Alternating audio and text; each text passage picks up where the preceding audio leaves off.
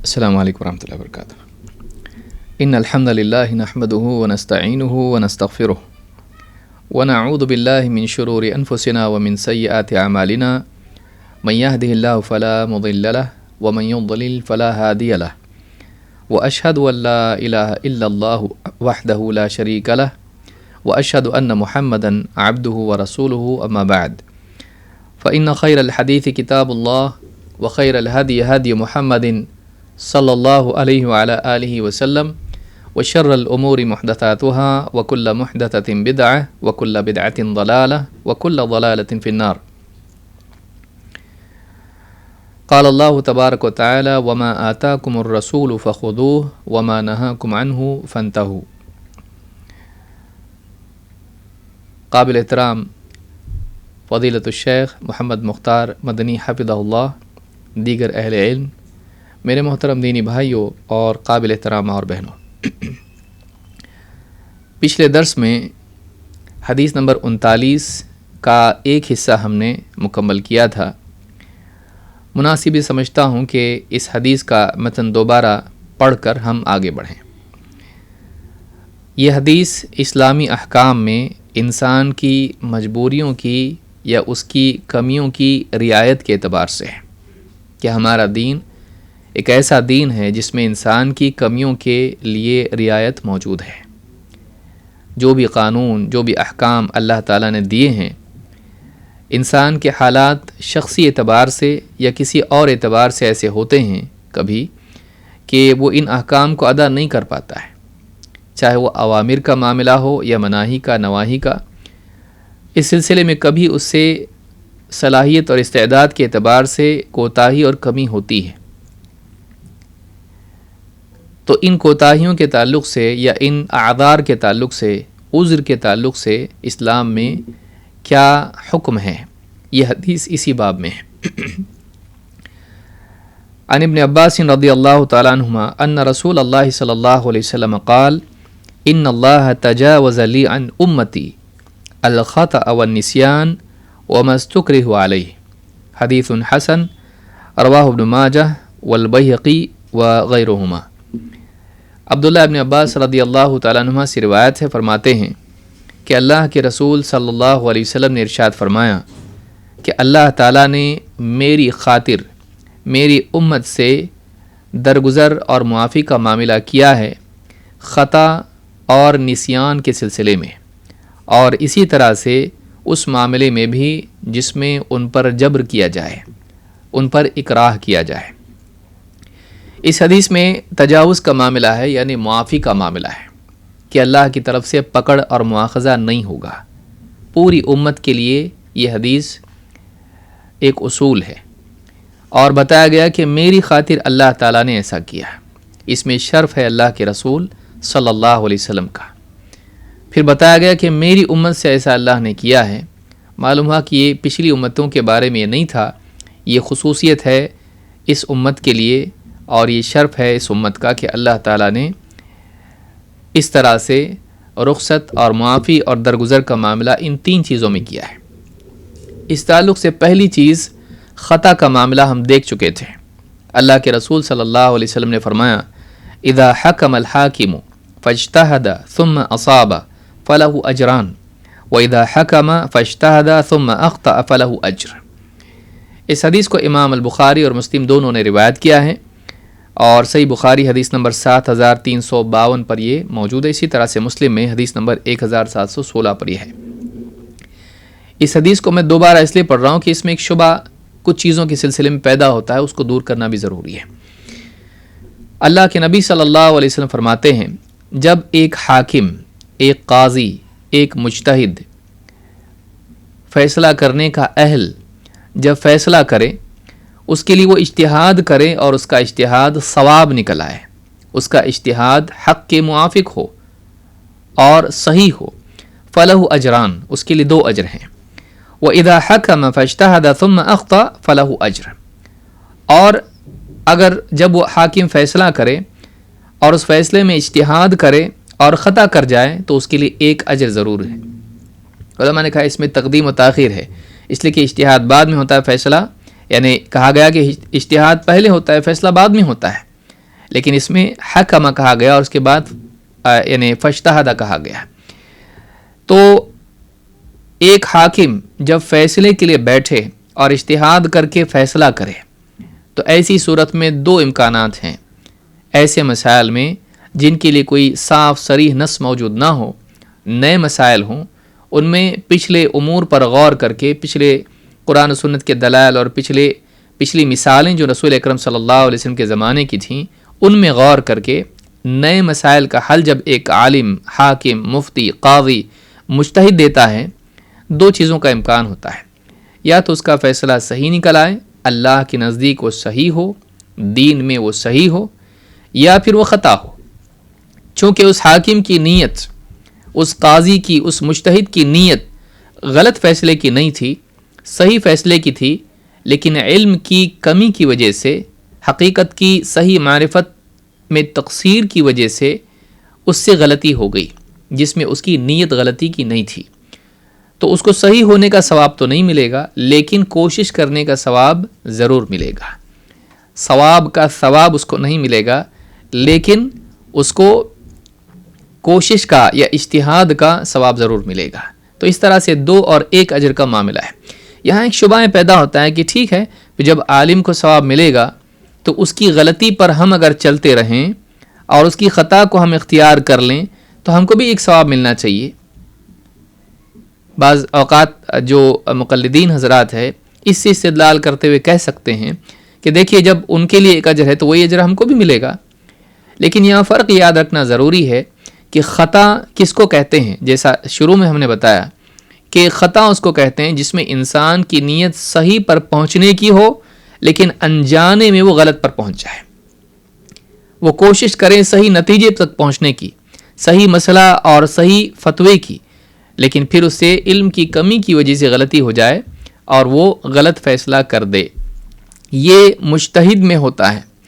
لیکن ایک آدمی جو حق واضح ہونے کے بعد بھی مجتہد کی بات پر عمل کریں، قرآن و سنت کے سامنے آ جانے کے بعد بھی، ثواب اور صحیح دلیل کے ملنے کے بعد بھی اگر اسی غلطی پر باقی رہے تو اس کا حال مجتہد کی طرح نہیں ہے. اس کو مجتہد کے مسئلے پر قیاس کرنا صحیح نہیں، کیونکہ وہاں لا علمی تھی، یہاں علم ہے.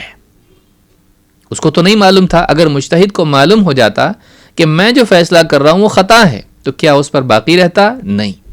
اہل علم کا ہمیشہ سے طرز رہا ہے کہ جب حق واضح ہو جائے تو وہ رجوع کرتے ہیں حق کی طرف. تو مجتہد کو تو معلوم نہیں تھا کہ صحیح مسئلہ کیا ہے، لیکن دیگر مجتہدین اور علماء کی تحقیق سے آپ کے سامنے بات آئی کہ ان کا فتویٰ غلط تھا، لہٰذا آپ کو اب دلیل کے مطابق چلنا چاہیے.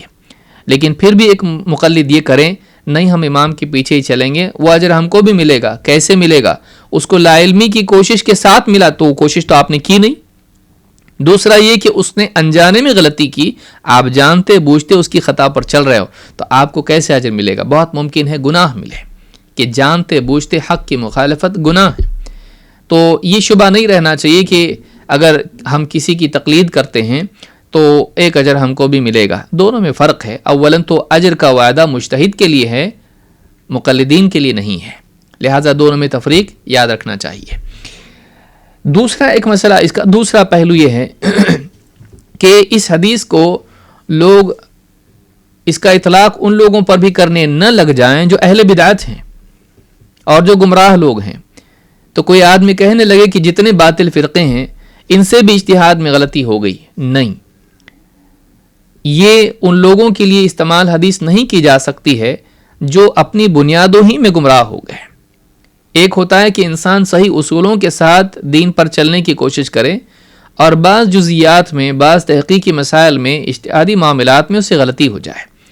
ایک یہ ہے کہ سرے سے وہ اپنا منہج غلط اختیار کرے اور اس کے بعد 50 اور سینکڑوں غلطیاں کرتا چلا جائے اور پھر بعد میں آنے والے کہیں کہ بھائی ان سے بھی اجتہادی غلطی ہو گئی لہٰذا ان کو بھی انشاءاللہ ایک اجر ملے گا. نہیں، پھر تو دنیا میں کوئی گمراہ نہیں ہے.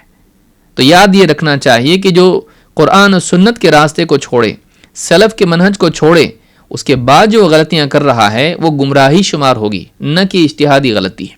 ہاں، جو قرآن و سنت کا اہتمام کرتا ہے، اس کی اتباع کرتا ہے حتی الامکان اپنے علم اور استطاعت کے مطابق، اور سلف کے منہج کو تھامے ہوئے ہے، کہیں کسی مسئلے میں یا کئی مسائل میں اگر فہم کی کوتاہی کی وجہ سے اس سے غلطی ہو جاتی ہے تو یہ اس کی اجتہادی خطا شمار ہوگی، بشرطے کہ وہ اجتہاد کا اہل ہو، بشرطے کہ وہ اجتہاد کا اہل ہو۔ آئیے اس تعلق سے ایک اور حدیث دیکھتے ہیں تاکہ یہ شبہ دور ہو جائے۔ اللہ کے رسول صلی اللہ علیہ وسلم فرماتے ہیں القضاۃ ثلاثہ، قاضی، قضا، فیصلہ کرنے والے تین لوگ ہیں، تین قسم کے لوگ ہیں۔ اثنان فی النار وواحد فی الجنہ، ان میں سے تینوں میں سے دو تو جہنم میں ہیں اور ایک جنت میں ہے۔ ایک پہلا کون؟ رجل علم الحق فقضى به فهو فی الجنہ، پہلا سعادت مند شخص کون ہے؟ وہ شخص جسے حق کا علم تھا اور اس نے فیصلہ حق کے مطابق کیا، وہ جنت میں ہے۔ یعنی دو چیزیں ضروری ہیں، اولاً تو علم ہونا چاہیے اور دوسرا فیصلہ حق اور اس علم کے مطابق ہونا چاہیے، تب جائے گا جنت میں۔ تو جو آدمی جس کے پاس علم ہی نہیں، آگے دیکھتے ہیں اس کے بارے میں۔ دوسرا کون؟ وَرَجُلٌ قَضَى لِلنَّاسِ عَلَى جَهْلٍ فَهُوَ فِي النَّارِ، دوسرا وہ شخص ہے جس نے جہالت ہی کی بنیاد پر لوگوں میں فیصلہ کر دیا، وہ قاضی کی، مجتہد کی، مفتی کی سیٹ پر بیٹھ گیا جبکہ اس کے پاس علم نہیں تھا، اور لوگوں کو اس نے فیصلہ دے دیا کسی مسئلے میں، چاہے وہ نکاح کا، طلاق کا، میراث کا یا نماز کا یا کوئی اور مسئلہ ہو۔ اب اس نے لوگوں کو رہنمائی دے دی جبکہ اس کے پاس علم نہیں، اور فیصلہ دے دیا، فتویٰ دے دیا۔ ایسا آدمی کیا ہے؟ فہو فی النار۔ تو معلوم ہوا کہ جو جہالت کی بنیاد پر اجتہاد کریں، ایسا آدمی جو اجتہاد کا اہل نہ ہو اور جانتا اور پھر بھی یہ کرے، ایسا آدمی جہنم میں ہے۔ اس کو آپ اجتہادی خطا نہیں کہہ سکتے ہیں، یہ گناہ ہے، کیونکہ اس نے ایسا کہا کہ وہ اہل نہیں تھا۔ وَرَجُلٌ عَرَفَ الْحَقَّ فَجَارَ فِي الْحُكْمِ فَهُوَ فِي النَّارِ، تیسرا وہ آدمی ہے جس نے حق کو پہچانا، حق اس کو معلوم ہوا، لیکن اس کے باوجود حکم میں، فیصلہ کرنے میں اس نے کیا کیا؟ ظلم اور سرکشی کا راستہ اختیار کیا، تو ایسا آدمی بھی فَهُوَ فِي النَّارِ، وہ جہنم میں ہے۔ تو تین لوگ ہو گئے، ایک وہ جو حق جانے، حق کے مطابق فیصلہ کرے، دو جو فیصلہ کریں لیکن حق نہ جانتا ہو، تین جو حق جانتا ہو لیکن فیصلہ حق کے مطابق نہ کرے، دو جہنم میں ہیں اور ایک جنت میں ہے۔ لہٰذا جو لوگ حق جاننے کے بعد بھی اپنی بدعات پر، اپنی غلطیوں پر برقرار رہیں، یہ اہل ہوا ہیں۔ دیکھیے اہل حق سے بھی خطا ہوتی ہے، لیکن اہل حق کا طریقہ یہ ہوتا ہے کہ حق واضح ہو جانے کے بعد وہ اپنی رائے کو چھوڑ کے حق کی طرف لوٹ آتے ہیں۔ لیکن جو لوگ اپنی رائے پر حق کے واضح ہونے کے بعد بھی مصر رہیں، اس پر جمے رہیں، ایسے لوگ اہل ہوا ہیں، ایسے لوگ خواہش پرست لوگ ہیں۔ آگے اس تعلق سے بھی انشاءاللہ وقت رہا تو بات آئے گی۔ تو اس حدیث کو امام ابو داؤد اور ترمذی، نسائی، ابن ماجہ اور حاکم نے روایت کیا ہے، صحیح الجامع الصغیر حدیث نمبر 4446، اور حدیث صحیح ہے۔ تو اس حدیث سے یہ معلوم ہوتا ہے کہ اہل بدعت کا وہ معاملہ نہیں ہے جو اہل حق کا ہوتا ہے۔ لہٰذا آپ سارے لوگوں کو اس صف میں لا کے کھڑے نہ کریں جو لوگ گمراہ لوگ ہیں اور آپ کہنے لگیں کہ اجتہادی غلطی ہو گئی، وحدت الوجود میں چلے گئے، بدعت اور خرافات میں چلے گئے، سیاسی مسائل میں قوم کو گمراہ کر دیا۔ تو ایسے لوگوں کو جو گمراہی کے راستے پر ہیں، ان کو ہم اہل خطا میں سے یا مجتہد اور مخطی اس میں ان کو قرار نہیں دے سکتے ہیں، اس کو یاد رکھنا ضروری ہے۔ کیوں؟ اس لیے کہ اصول ہی میں وہ غلطی کر گئے اور حق واضح ہونے کے بعد بھی انہوں نے قبول نہیں کیا، اور انہوں نے اس راستے ہی کو چھوڑا جو کتاب و سنت اور سلف کے منہج والا تھا۔ وہ آزاد عقل کی بنیاد پر، خوابوں کی بنیاد پر، کشف اور کرامات کی بنیاد پر انہوں نے شریعت میں فیصلے کیے جبکہ اس کی گنجائش نہیں تھی۔ تو یہ فرق یاد رکھنا ضروری ہے۔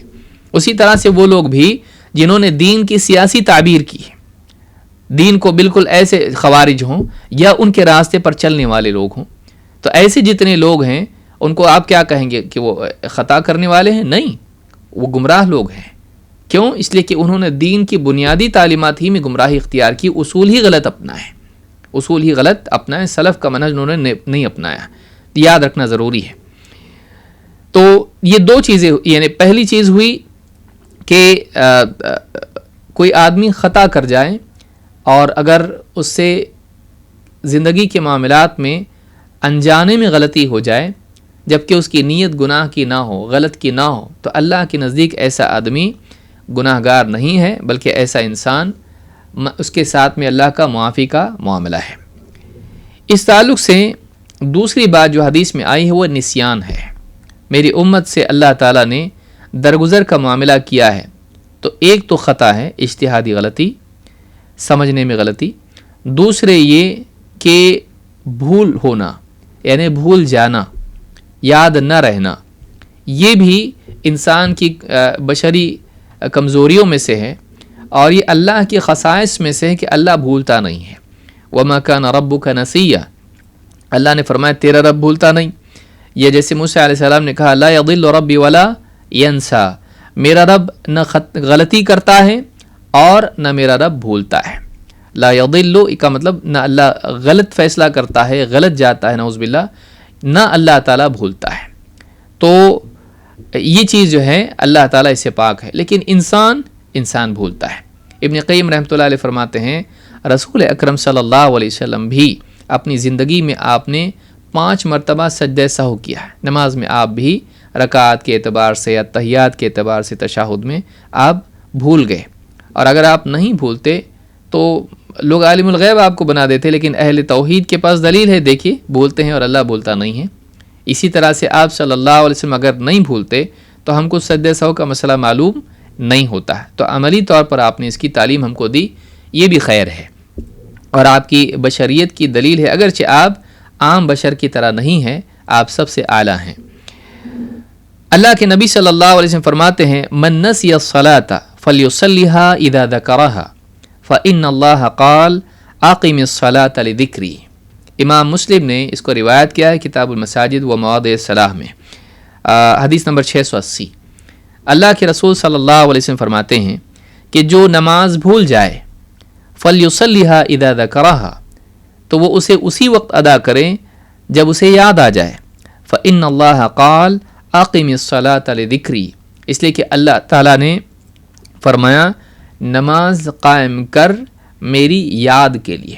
اس کی 2 تفسیر علماء نے ذکر کی، ایک نماز قائم کر جیسے ہی میری یاد آئے، یعنی میرے ذکر نماز کا تجھ کو استحضار ہو کہ نماز پڑھنی ہے، جیسے ہی یاد آئے پڑھ۔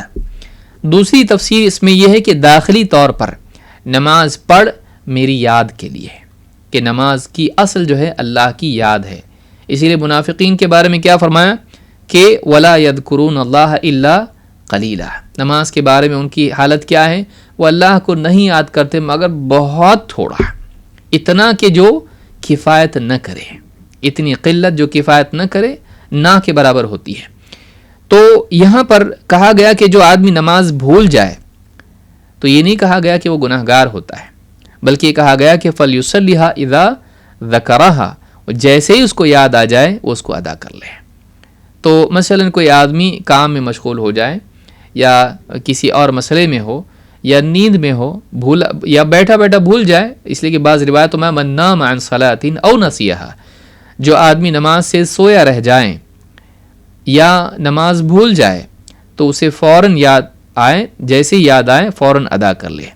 تو اس سے معلوم ہوا کہ بھول کے معاملے میں ایک تو بات یہ ہے کہ وہ گناہ گار نہیں ہوتا ہے، دوسرا یہ کہ جیسے ہی یاد آئیں تکلیف اس پر باقی رہتی ہے، یعنی وہ مکلف باقی رہتا ہے، اس سے تکلیف ساقط نہیں ہوتی ہے، اس کو اس فریضے کی ادائیگی کرنی پڑے گی، جیسا کہ آخر میں انشاءاللہ ہم تفصیلی گفتگو اس پر کریں گے، شیخ نے اس کو سمجھایا ہے۔ اللہ کے نبی، یہ نماز کا معاملہ ہوا۔ اللہ کے نبی صلی اللہ علیہ وسلم ایک دوسری حدیث میں فرماتے ہیں من اکل ناسیا وهو صائم فلیتم صومہ فانما اطعمہ اللہ وسقاہ۔ امام البخاری نے اور مسلم دونوں نے اس کو روایت کیا ہے۔ امام بخاری نے کتاب ایمان والنذور میں، اور اسی طرح سے امام مسلم نے الصیام میں اس کو روایت کیا ہے۔ حدیث نمبر بخاری کی 6669 اور اسی طرح سے مسلم میں 1155۔ کیا حدیث ہے؟ من اکل ناسیا، جو بھول سے کھا لے، بھول کر کچھ کھا لے، وہو صائم، جبکہ وہ روزے دار تھا، فلیتم صومہ، تو اسے چاہیے کہ وہ اپنا روزہ مکمل کرے، فانما اطعمہ اللہ وسقاہ، اس لیے کہ یہ اللہ ہے جس نے اس کو کھلایا پلایا، یعنی گفٹ ہے اللہ کی طرف سے اس کے لیے، کھایا پیا کوئی بات نہیں، روزہ ختم نہیں ہوا تیرا، روزہ باقی ہے، اسی لیے کہا فَلْيُتِمَّ صَوْمَهُ، وہ اپنا روزہ مکمل کرے۔ اگر اس کی اصل ختم ہو گئی ہے تو اتمام اور اکمال اس کا نہیں ہو سکتا ہے، اگر اس کی جڑ ہی ختم ہو گئی، اس کی بنیادی نہیں ہے تو تعمیر اس پر ہو ہی نہیں سکتی ہے۔ معلوم ہوا کہ اب تک کا روزہ باقی ہے، اسی لیے بچا ہوا مکمل کرنے کی بات ہو رہی ہے۔ تو جو آدمی بھول سے کھا لے، کھانا روزے کو توڑ دیتا ہے، من اکل ناسیا، کھانے سے روزہ ٹوٹ جاتا ہے، لیکن بھول کے اگر کھا لے تو روزہ ٹوٹتا نہیں ہے۔ تو پھر یہ کھایا اس کا کیا؟ تو کہا گیا فَإِنَّمَا أَطْعَمَهُ اللَّهُ وَسَقَاهُ، علماء نے کہا اس میں اشارہ اس طرف کہ یہ اللہ نے اس کو کھلایا، اس فعل کی نسبت اس کی طرف نہیں اللہ کی طرف کی گئی ہے، کیونکہ اس کی طرف ہوتی کو اس نے کیا کا مطلب یہ ہے کہ اس نے روزہ توڑا، عمدن اس نے نہیں کیا، ایسا بھول سے ایسا کیا، تو بتایا گیا کہ اللہ نے اس کو کھلایا، یعنی یہ بھول گیا اور اللہ نے بھول سے اس کو کھلا دیا اللہ کی طرف سے، تاکہ اس کے دل میں ملل اور یا اس کے دل میں ندامت اور وہ اپنے آپ کو ملامت کرنے والا نہ ہو۔ بتایا گیا اللہ نے کھلایا تجھ کو، گھبرانے کی بات نہیں ہے۔ اس حدیث سے بات معلوم ہوتی ہے کہ کھانے پینے سے روزہ اگرچہ ٹوٹ جاتا ہے، لیکن بھول کے کھانے پینے سے روزہ ٹوٹتا نہیں ہے۔ لہٰذا بھول سے اعمال عبادات برباد نہیں ہوتی ہیں، الا یہ کہ اس کے لیے کوئی اضافی دلیل ہو، یہ اصل ہے۔ بھول سے اپنی عبادات اس میں کوئی غلطی کر جائے تو عبادات اپنی جگہ باقی رہتی ہیں، برباد نہیں ہوتی ہیں، الا یہ کہ کوئی اور دلیل ہو جس سے معلوم ہوتا ہو۔ یہاں پر جیسے مثال کے طور پر کوئی انسان ہے، وہ نماز پڑھ رہا ہے، اور نماز میں جیسے ایک مشہور روایت ہے، صحابی کوئی چھینکا تو انہوں نے اس کے لیے یرحمک اللہ کہا، تو لوگ اپنے جو ہے گھورنے لگے، پھر نماز میں کہہ دیا مجھے میری ماں گم کر دیں، کیوں گھور رہے مجھ کو؟ پھر وہ اپنی رانوں پر ہاتھ مارنے لگے، تو ان کی سمجھ میں اچھا مطلب خاموش کرنا چاہ رہے مجھ کو، تو خاموش ہو گئے۔ یہ نئے نئے مسلمان ہوئے تھے، ابھی معلوم نہیں تھا کہ نماز میں بات نہیں کرتے ہیں۔ تو بعد میں جب نماز سے فارغ ہوئے تو اللہ کے نبی صلی اللہ علیہ وسلم نے ان کو سمجھایا، اور آپ نے بتایا کہ دیکھو نماز میں ادھر ادھر کی دنیا کی بات نہیں کرتے ہیں، نماز میں اللہ کی یاد، قرآن کی تلاوت اس طرح سے کیا جاتا ہے۔ تو اللہ اور کہتے ہیں کہ اللہ میرے ماں باپ اللہ کے رسول صلی اللہ علیہ وسلم پر فدا ہوں، میں نے اپنی زندگی میں نہ آپ سے پہلے نہ آپ کے بعد اتنا شفقت سے سمجھانے والا، میں نے تعلیم دینے والا کبھی زندگی میں کسی اور کو نہیں دیکھا۔ آپ نے نہ مجھے ڈانٹا نہ رپٹا، مجھ کو بہت شفقت سے آپ نے یہ سمجھایا۔ یہاں بات یہ ہے کہ آپ صلی اللہ علیہ وسلم نے انہیں نماز دہرانے کے لیے نہیں کہا، ان کی نماز اپنی جگہ باقی رہی۔ کیوں؟ اس لیے کہ وہ بھول سے ان کو معلوم نہیں تھا، انہوں نے لا علمی کی وجہ سے اس طرح کی بات کہی تھی۔ علماء نے نسیان کے ساتھ میں لا علمی کو بھی جوڑا، جیسا کہ آگے ہم دیکھیں گے۔ تو یہاں پر اگر کوئی آدمی غلبے میں آ کے کچھ بول جائے غلطی سے، جبکہ اس کو یاد نہ ہو، تو ایسے آدمی کی نماز برباد نہیں ہوتی ہے، وہ اپنی نماز باقی رکھے اور اس میں کوئی حرج نہیں ہے۔ ہاں جانتے بوجھتے اگر نماز میں کلام کرے گا تو نماز فاسد ہوگی۔ تو علم اور لا علمی دونوں میں فرق ہوتا ہے، اسی لیے اسی کے ساتھ اہل علم نے جہل کو بھی جوڑا ہے، نہ جاننا۔ مثال کے طور پر شیخ عبد الکریم الخدیر حافظہ اللہ فرماتے ہیں وفی حکم الخطأ والنسیان الجہل، الریاض الزکیہ فی شرح الاربعین النوویہ میں انہوں نے یہ بات کہی ہے۔ کہتے ہیں کہ خطا اور نسیان ہی کے زمرے میں، اسی کے حکم میں جہالت بھی ہے۔ نہ جاننا بھی ایسا ہی ہے جیسے جان کے بھولا ہو یا انجانے میں فیصلہ کیا ہو۔ خطا کس کو کہتے ہیں؟ نہ جاننے کی وجہ سے ہوتا ہے، اور بھولنا کس کو کہتے ہیں؟ معلوم تھا لیکن وقتی طور پر معلوم نہیں۔ تو وہ بھی دونوں چیزیں جو ہیں ان کی اصل اور جڑ میں لا علمی ہے، چاہے وہ وقتی طور پر ہو یا فہم کے اعتبار سے ہو۔ تو سرے سے لا علمی من باب اولا اس میں شامل ہوگی کہ ایک آدمی جانتا ہی نہیں ہے۔ اس تعلق سے بھی بعض چیزیں دیکھنے کی، اور ایک بہت پیاری حدیث ہے جو بہت اس میں یعنی اللہ رب العالمین کی رحمت بھی اس میں دیکھنے کو ملتی کہ اللہ رحیم ہے۔ ابو ہریرہ رضی اللہ تعالیٰ عنہ نبی کریم صلی اللہ علیہ وسلم سے روایت کرتے ہیں، آپ فرماتے ہیں کان رجل یسرف علی نفسہ، یہ حدیث خاص طور سے ان لوگوں کے لیے بھی ہے جو تکفیر کی گن مشین لے کے گھومتے ہیں، جس کو کافر کافر کافر کہتے ہیں۔ اس بارے میں تفصیل اہل علم کی کتب میں دیکھی جا سکتی ہیں، لیکن اصل حدیث اس کو یاد رکھنا چاہیے۔ عن ابی ہریرہ عن نبی صلی اللہ علیہ وسلم قال کان رجل یسرف علی نفسہ، ایک آدمی تھا جس نے اپنے اوپر اپنے ہی خلاف بہت ساری حدیں پار کر دی تھی شریعت کی، یعنی اپنے خلاف اسراف کا مرتکب تھا۔ لم یعمل خیرا قط، ایک روایت میں ہے کہ اس نے کوئی بھلائی نہیں کی تھی، ایک اور روایت میں ہے کہ الا التوحید، یہ زیادتی ہیں جو مختلف روایتوں میں موجود ہیں کہ اس نے توحید کے سوا کوئی خیر کا کام نہیں کیا تھا۔ الا التوحید کا جو لفظ ہے یہ بخاری ہی کی روایت میں ہے۔ فلما حضرہ الموت قال لبنیہ، جب اس کی موت کا وقت آیا تو اپنی اولاد سے اس نے کہا اذا انا مت فاحرقونی ثم اطحنونی ثم ذرونی فی الریح، کہا کہ جب میں مر جاؤں تو مجھے جلانا اور میری راکھ کو پیس کے جو ہے بالکل ذرہ ذرہ کر دینا اور پھر اسے تیز ہوا میں اڑا دینا۔ فواللہ لئن قدر علی ربی لیعذبنی عذابا ما عذبہ احدا من العالمین، اس لیے کہ اللہ کی قسم اگر میرا رب مجھ پر قدرت پا گیا تو وہ مجھے ایسا عذاب دے گا کہ کسی اور کو اپنی مخلوق میں سے یا اپنے بندوں میں سے اس نے کبھی عذاب نہیں دیا۔ عالمین کا لفظ ساری مخلوقات کے لیے بھی آتا ہے اور جاندار مخلوقات کی اقسام و انواع یعنی اصناف پر بھی آتا ہے، اور صرف جن و انس کے لیے بھی آتا ہے۔ یا مکلف کی بات ہو رہی ہے، تو کہا کہ وہ میرا رب اگر مجھ پر قدرت پائے، اگر میرے رب نے مجھ پر قدرت پائی تو مجھے ایسا عذاب دے گا کہ مجھ سے یعنی کسی اور کو ایسا عذاب نہ دیا ہو یا نہ دے۔ فلما مات فعل به ذلك، جب مر گیا وہ تو اولاد نے وہ کیا جس کی اس نے وصیت ان کو کی تھی۔ فامر اللہ الارض، تو اللہ تعالیٰ نے زمین کو حکم دیا، فقال اجمعی ما فیک منہ، اس کا جو بھی حصہ تیرے اندر ہے، دفن ہو گیا بکھر کے ادھر ادھر ہے، تیرے پاس جو بھی ہے سب کا سب لوٹا جمع کر۔ ففعلت، زمین نے ایسا کر دیا۔ فاذا هو قائم، زندہ ہو کے وہ اللہ کے سامنے بندہ کھڑا ہو گیا۔ فقال ما حملك على ما صنعت، اللہ تعالیٰ نے اس سے پوچھا جو کچھ تو نے کیا اس پر کس چیز نے تجھ کو آمادہ کیا؟ قال یا رب خشیتک وانت اعلم، کہا کہ اے میرے رب بس تیرا ڈر تھا، اسی وجہ سے میں نے ایسا کیا، اور تو زیادہ جاننے والا ہے، تو زیادہ جاننے والا ہے۔ فغفر له، اللہ تعالیٰ نے اس کی مغفرت کر دی۔ یہ مختلف روایات میں ٹکڑے جمع ہیں تو میں نے اس کو ایک روایت کے طور پر ذکر کیا۔ بخاری میں کتاب احادیث الانبیاء میں یہ حدیث موجود ہے 3481، صحیح مسلم کتاب التوبہ 2756، سیاق بخاری کا ہے۔ اس حدیث سے کئی باتیں معلوم ہوتی ہیں۔ اولاً تو یہ کہ علماء نے کہا کہ ابن تیمیہ رحمۃ اللہ علیہ فرماتے ہیں اس آدمی کے عقیدے میں دو چیزیں ایسی تھیں کہ دونوں کی دونوں انفرادی سطح پر کفر ہیں، دونوں چیزیں کفر ہیں، دونوں جمع ہونے سے کتنا بڑا کفر ہوتا۔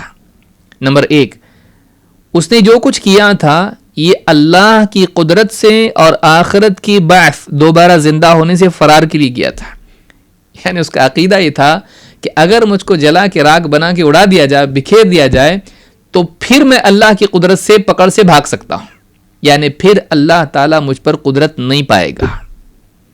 یہ کفر ہے کہ ایک انسان یہ عقیدہ رکھے کہ کچھ چیزیں اللہ نہیں کر سکتا ہے، اگر مجھ کو جلا دیا جائے تو اللہ تعالیٰ مجھ پر قادر نہیں ہوگا، ہاں اگر دفن کیا جائے تو ہی قادر ہوگا، جلا دیے تو نہیں، قدرت اللہ کی قدرت سے میں فرار اختیار کر سکتا ہوں، یہ کفر ہے۔ اور یہ کہ ایک انسان یہ عقیدہ رکھے کہ اگر مجھے جلا کے راکھ بنا کے بکھیر دیا جائے تو آخرت میں واپس مجھ کو دوبارہ زندگی نہیں ہے، مجھ کو دوبارہ زندہ نہیں کیا جا سکتا ہے، تو یہ بھی کفر ہے کہ ایک انسان بعث کا انکار کر دے۔ لیکن علماء نے کہا، ابن عبد البر نے، ابن تیمیہ رحمۃ اللہ علیہ اور بہت سارے علماء نے بات کہی ہے، یہ جاہل آدمی تھا، یہ اصل باتوں پر ایمان رکھتا تھا، کافر نہیں تھا وہ، اس لیے کہ کہتے ہیں دیکھو دونوں چیزوں کو مانتا تھا، وہ مانتا تھا کہ اللہ تعالیٰ اس کا مالک ہے اور اس کے سامنے جواب دہی اس کی ہے، اور اللہ اس کا رب ہے، اس کا معبود ہے، اس کا خالق و مالک ہے، اور اللہ تعالیٰ کو حساب دینا ہے، اور اللہ تعالیٰ دوبارہ زندہ کرنے والا ہے، تو اصل اللہ کی قدرت کا اور اللہ کی ربوبیت کا اقرار اس کو تھا، اللہ کو ماننے والا تھا، تبھی تو ڈر رہا ہے اللہ سے، اور آخر میں بھی کہا تیرے ڈر کی وجہ سے کیا، یعنی وہ ڈرتا تھا، اسے اپنے گناہوں کا احساس تھا۔ دوسری چیز، وہ آخرت کو مانتا تھا، لیکن یہ مانتا تھا کہ اگر ایسا کیا جائے تو بچ سکتے ہیں، لیکن باقی سب لوگوں کو زندہ کیا جانے والا ہے، تو زندہ کیے جانے کا انکار نہیں کرتا تھا وہ، لیکن اس میں ایک ضمنی بحث میں وہ یہ مانتا تھا کہ ایسا کرنے سے میں بچ سکتا ہوں، تو نہ اللہ کا منکر تھا نہ آخرت کا، لیکن اللہ کے بارے میں اس کے عقیدے میں کمی تھی، آخرت کے بارے میں اس کے عقیدے میں کمی تھی۔ اس کی کمی کی وجہ کیا تھی؟ عام طور سے علماء نے کہا یہ جہالت تھی، اس کو نہیں معلوم تھا۔ تو اللہ تعالیٰ نے کیا کیا؟ اس سے پوچھا کیوں کیا تو نے ایسا، حالانکہ اللہ تعالیٰ جانتا ہے، تو اس نے بھی جواب میں کیا کہا؟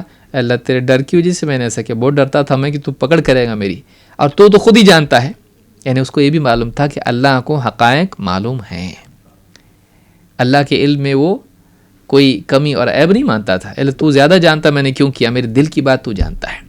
اللہ تعالیٰ نے اس کے جہل کو معاف کرتے ہوئے اللہ تعالیٰ نے اس کے ساتھ مغفرت کا معاملہ کیا، یہ اللہ کی رحمت ہے۔ اس سے یہ بات معلوم ہوتی کہ بعض لوگ ایسے ہوتے ہیں جو دین کی بنیادی باتوں کو مانتے ہیں، لیکن ان تک دین کی بات پہنچتی نہیں، دور دراز اسلامی ملکوں سے دور وہ ہوتے ہیں، ایسے دیہات میں کہیں دور پڑے ہوئے ہوتے ہیں جو بیسکس مانتے ہیں، لیکن تفصیلی بحثیں جو عقیدے کی ہوتی ہیں ان کو نہیں معلوم ہوتی ہے، کہیں نہ کہیں وہ کسی نہ کسی غلط عقیدے میں مبتلا ہوتے ہیں، فوراً ان کی تعلیم سے پہلے ان کی تکفیر نہیں کرنا چاہیے اگر وہ اصل دین کو مانتے ہوں۔ بہت ممکن ہے کہ آپ اس کو کافر کہہ رہے ہو، اللہ کے ہاں وہ مغفرت کا حقدار ہو۔ یہ بھی نہیں کہ جو آدمی بتوں کی عبادت کر رہا آدمی کہنے لگے پھر ان کو بھی کافر نہیں بولنا، جو آدمی اسلامی گھر میں مسلمان کے ہاں پیدا ہوا اسی پر اسلام کا حکم لگتا ہے، یہ بھی جاننا ضروری ہے۔ یہ نہیں کہ آپ سب کے لیے دروازہ کھول دیں اور کہے ان کو کافر نہیں کہہ سکتے، ان کو غافل کہنا شروع کر دیں، جیسے بعض لوگوں نے کہا جہالت میں اپنی، نہیں، بلکہ حدیث میں کیا ہے کہ ہر بچہ فطرت پر پیدا ہوتا ہے، پھر اس کے ماں باپ اس کو یا تو یہودی یا تو نصرانی یا تو مجوسی بنا دیتے ہیں، اور حدیث کا ایک ٹکڑا اس میں کیا ہے، فَإِن كَانَا مُسْلِمَيْنِ فَمُسْلِمٌ، اور اگر اس کے ماں باپ مسلمان ہوں تو وہ مسلمان ہیں۔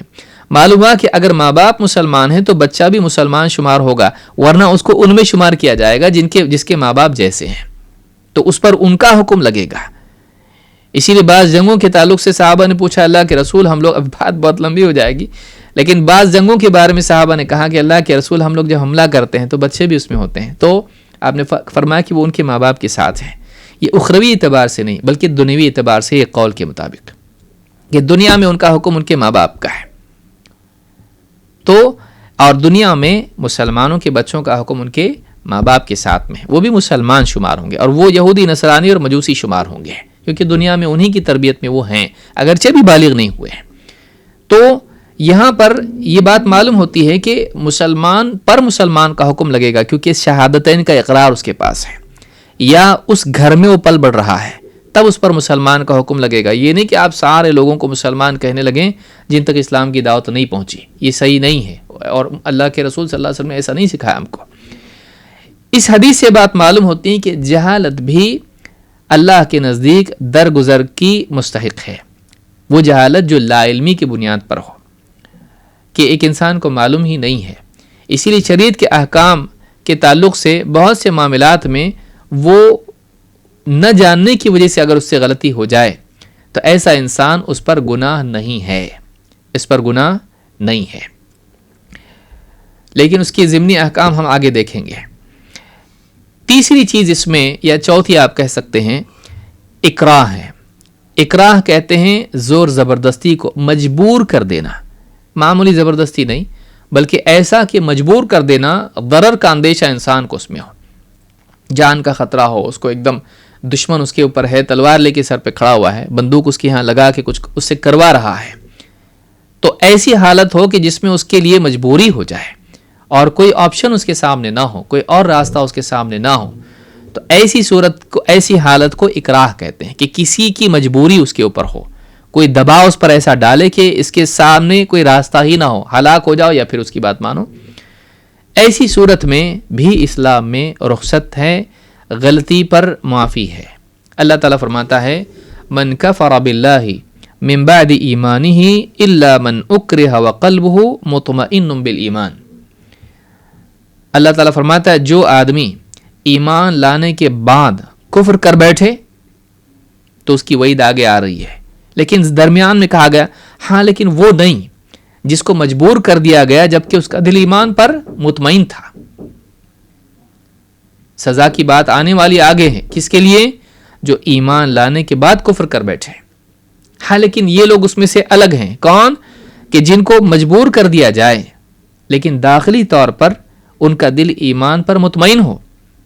لیکن پھر وہ پہلے والے جو آزادی کے ساتھ کفر کریں، وَلَكِن مَنْ شَرَحَ بِالْكُفْرِ صَدْرًا، لیکن وہ شخص جو اپنے سینے کو کفر کے لیے بالکل کھول دے، اپنے دل کے دروازے کفر کے لیے کھول دے، وَلَكِن مَنْ شَرَحَ بِالْكُفْرِ صَدْرًا فَعَلَيْهِمْ غَضَبٌ مِّنَ اللَّهِ وَلَهُمْ عَذَابٌ عَظِيمٌ، ان پر اللہ تعالیٰ کا غضب ہوگا اور ان کے لیے بڑا ہی سنگین بھیانک عذاب ہے، ان کے لیے عذاب عظیم ہے۔ سورۃ النحل آیت نمبر 106۔ اس آیت میں اللہ تعالیٰ نے دو باتیں بتائیں اور دو قسم کے لوگ بتائے۔ ایک وہ لوگ ہیں کہ جو اپنی آزادی سے کفر کو اختیار کریں اور اپنے دل کو کفر کے لیے کھول دیں، کوئی اس میں ان کے لیے آر محسوس نہ کریں، کوئی دل کے اندر مخالفت کفر کے لیے نہ ہو، اس کو سینے سے لگا لیں، اپنے دل کے دروازے اس کے لیے کھول دیں۔ ایسے لوگوں کے لیے اللہ تعالیٰ نے عذاب کا اور اللہ کے غصے کا وعدہ کیا ہے، لیکن ان میں سے اللہ تعالیٰ نے کاٹ کے ان لوگوں کو الگ کر دیا جنہیں مجبور کر دیا جائے، اور سیاق آپ دیکھیے کفر کا ہے، انہیں مجبور کر دیا جائے کفریہ بات یا کفریہ کام کرنے کے لیے۔ تو ایسے لوگوں کے لیے جبکہ ان کے اندر وہ ایمان پر مطمئن ہو، کہ ایک انسان کو مجبور کر دے کہ تم کو ہم مار ڈالیں گے اگر تم بت کے تعلق سے تعریف کی بات نہ کہو، اگر تم کلمے کا انکار نہ کرو، اگر تم اس بت کو سجدہ نہ کرو، مار ڈالیں گے تم کو۔ اگر ایسی حالت کسی کی ہو جائے اور وہ کام کر بیٹھے جو وہ اس سے کروا رہے ہیں، لیکن اس کے دل میں ہو کہ یہ غلط ہے، یہ غلط ہے، یہ غلط ہے، اللہ کے سوا کوئی عبادت کے لائق نہیں، یا دین کی کسی بات کا انکار اس سے کروائیں، محمد صلی اللہ علیہ وسلم کا انکار کریں کہ سچے رسول نہیں ہے، نعوذ باللہ، لیکن وہ دیکھے کہ بیوی بچے میرے ساتھ میں سفر میں ہم اس کو پکڑ لیا لوگوں نے، اور امکان بولے بغیر چھوڑنے کا نہیں لگتا ہے، غالب گمان یہ کہ چھوڑ بھی دیں گے، وہ تو مستقبل جانتا نہیں ہوگا کیا آگے، لیکن امکان لگتا ہے۔ تو ایسی صورت میں دل میں اگر اس کے ایمان جمع ہوا ہے، لیکن جان بچانے کے لیے وہ مجبوراً ایسے کلمات کہہ دیتا ہے جو کفریہ ہیں جبکہ ان پر راضی نہیں ہے، تو اللہ کے ہاں اس پر پکڑ نہیں ہے۔ کیسا رحیم رب ہمارا ہے کہ جو بندوں کی مجبوریوں کو، دنیا کے مسائل کو جانتا ہے، اتنا آسانی اس نے رکھی ہے کہ کفر کا کلمہ بھی اس کے ہاں معاف ہو سکتا ہے اگر مجبوری میں اس سے کہلوایا گیا ہو۔ یہ اسلام کی خوبی ہے کہ اسلام میں انسان کی مجبوریوں کی پوری رعایت موجود ہے۔ اس کی مثال آپ دیکھیے، ابو عبیدہ ابن محمد ابن عمار ابن یاسر اپنے والد سے روایت کرتے ہیں، کہتے ہیں قال اخذ المشركون عمار ابن یاسر فلم يتركوه حتى سب النبي صلی اللہ علیہ وسلم وذكر آلهتهم بخير ثم تركوه۔ کہتے ہیں کہ مشرکین نے عمار ابن یاسر رضی اللہ تعالیٰ عنہما کو پکڑا اور انہیں اس وقت تک نہیں چھوڑا، مجبور کر دیا، یہاں تک کہ ان سے نبی صلی اللہ علیہ وسلم کی شان میں گستاخانہ کلمات نکلوا نہیں دیے اور اپنے جھوٹے معبودوں کی تعریف نہ کروا لی۔ جھوٹے معبودوں کی کلمے کے بالکل الٹا، جھوٹے معبودوں کی تعریف، لات عزا بہت اچھے ہیں، سچے معبود ہیں، جو بھی ان سے اللہ بہتر جانتا کیا کہلوایا، اپنے جھوٹے معبود مشرک لوگوں نے شرکیہ یعنی اپنے جھوٹے باطل معبودوں کی تعریف کروا لی ان سے، اور نبی صلی اللہ علیہ وسلم کی شان میں گستاخی کروا لی، آپ کو برا کہنے پر مجبور کر دیا۔ ثم ترکوہ، جب انہوں نے مجبور ہو کے بول دیا، چھوڑ دیا۔ فلما اتى رسول اللہ صلی اللہ علیہ وسلم قال ما وراءک، جب آئے اللہ کے رسول صلی اللہ علیہ وسلم کے پاس، آپ نے دیکھا کچھ حال بدلا ہوا ہے، کہا کیا حال پیچھے چھوڑ کے آؤ, کیا ہوا میری جب آنے سے پہلے کیا ہوا ہے؟ ما وراءک قال شر یا رسول اللہ, کہ اللہ کے رسول بہت برا ہوا ہے, شر ہی شر میرے پیچھے چھوڑ کے آیا ہوں. ما ترکت حتی نلت منک وذکرت آلہتم بخیر, اللہ کے رسول مجھے جب تک کہ میں نے آپ کو برا نہیں کہا اور ان کے جھوٹے معبودوں کو اچھا نہیں کہا تب تک کہ وہ مجھ کو چھوڑے ہی نہیں, انہوں نے ایسا کرنے کے بعد ہی مجھ کو چھوڑا. قال کیف تجد قلبک, کہا تم نے اپنے دل کو اس وقت کیسے پایا جب تم بول رہے تھے, یا جب اس طرح کا حال تھا تمہارا, یا اس بات پر تم اپنے دل میں کیا کیفیت پاتے ہو؟ قال مطمئن بالایمان, کہ اللہ کے رسول میرا دل تو ایمان پہ مطمئن ہے, تھوڑی نا ان کی وجہ سے مطلب میں تھوڑی مانتا ہوں ان باتوں کو, میرا دل ایمان پر مطمئن ہے. قال ان عادوا فعود, آپ نے فرمایا اگر وہ دوبارہ ویسے ہی کروائیں ویسے ہی کرنا, یعنی اور مجبور کریں کوئی حرج نہیں. کیوں؟ اس لیے کہ دل میں ایمان جمع ہوا ہے, اگر وہ مجبور کر دیں تم کو ایسا کہنے پر تو تم کہہ سکتے ہو مجبوری کی حالت میں. اس حدیث کو امام حاکم نے روایت کیا ہے, اور امام الذہبی نے کہا ہے کہ یہ شرط بخاری اور مسلم کی شرط پر یہ روایت ہے. تو اس حدیث سے بھی بات معلوم ہوتی ہے کہ اسلام میں انسان کے لیے گنجائش ہے, کیونکہ سیاسی حالات دنیا کے بدلتے رہتے ہیں, اور آج کل جو ہم لوگ حالات دیکھ رہے ہیں خاص طور سے اپنے ملک میں تو اور بہت سارے دوسرے علاقوں میں بھی, تو یہ دیکھنے میں آتا ہے کہ دیکھیے اسلام کتنا پیارا دین ہے جو انسان کی جان اور اس کی عزت, اس کے مال کی بقا کے لیے اس کے لیے تیسیر کا معاملہ کرتا ہے. ایسا پیارا دین ہے کہ جس میں ایسا نہیں کہ کرو یا مرو, نہیں, بلکہ انسان جو ہے اس کی جان و مال اور اس کی عزت اور اس کی بہو بیٹیاں بیوی بچے ان کی رعایت, ان کی حفاظت اس میں ہے. کہ کبھی ایسی مجبوری آ بھی جاتی ہے کہ آدمی مجبور ہو جاتا ہے, اس کی جان و مال کا عزت کا خطرہ ہوتا ہے, ایسے وقت میں اکراہ کی صورت میں انسان ایسا کریں تو اس کے لیے گناہ اللہ کے ہاں نہیں ہے. تو یہ بات یہاں یاد رکھنے کی ہے. لیکن اس میں تھوڑی تفاصیل ہیں. جو تینوں معاملات ہیں, خطا ہے, نسیان ہے اور اکراہ ہے, ان میں بہت ساری تفصیلات ہیں جس میں دو باتیں میں یہاں مناسب سمجھتا ہوں زیادہ گہرائی میں جانے کی بجائے. پہلا قاعدہ کیا ہے؟ شیخ ابن عثیمین رحمہ اللہ فرماتے ہیں فہذا الحدیث عام فی کل حق للہ عز وجل من المحظورات. جتنی بھی حرام اور ممنوع چیزیں ہیں یہ حدیث ان تمام کے معاملے میں ایک عام قاعدہ ہے جو اللہ کے حق کے تعلق سے ہے, جن چیزوں کو اللہ نے منع کیا ہے اور اللہ کا حق ہے کہ اللہ کی مانی جائے. اما المأمورات فإنها لا يسقط أداؤها وقضاؤها فلا بد أن تفعل. کہتے ہیں کہ لیکن جہاں تک کہ مأمورات ہیں, دین میں دو طرح کی چیزیں ہیں, ایک کرنا ضروری ہے, دوسرا بچنا ضروری ہے. تو مأمورات اور محظورات, کرنا ضروری ہے, فرض ہے, واجب ہے, دونوں ایک ہی ہے. تو ایسی چیزیں مأمورات ہیں اور حرام چیزیں ہیں, یہ کیا ہے؟ محظورات ہیں. یہ حدیث جو ہے یہ محظورات کے باب میں عام ہے کہ کوئی غلط کام ہو جائے, حرام کام ہو جائے, ان تینوں چیزوں کے باب میں وہ عام حدیث ہے, ساری چیزوں کے لیے قاعدہ ہے. لیکن جہاں تک کہ مأمورات کا معاملہ ہے, فرائض ہیں, تم کو ادا کرنے ہیں, ان کے تعلق سے ہے کہ ان کو کرنا ہی پڑے گا, چھوڑ نہیں سکتے ہیں.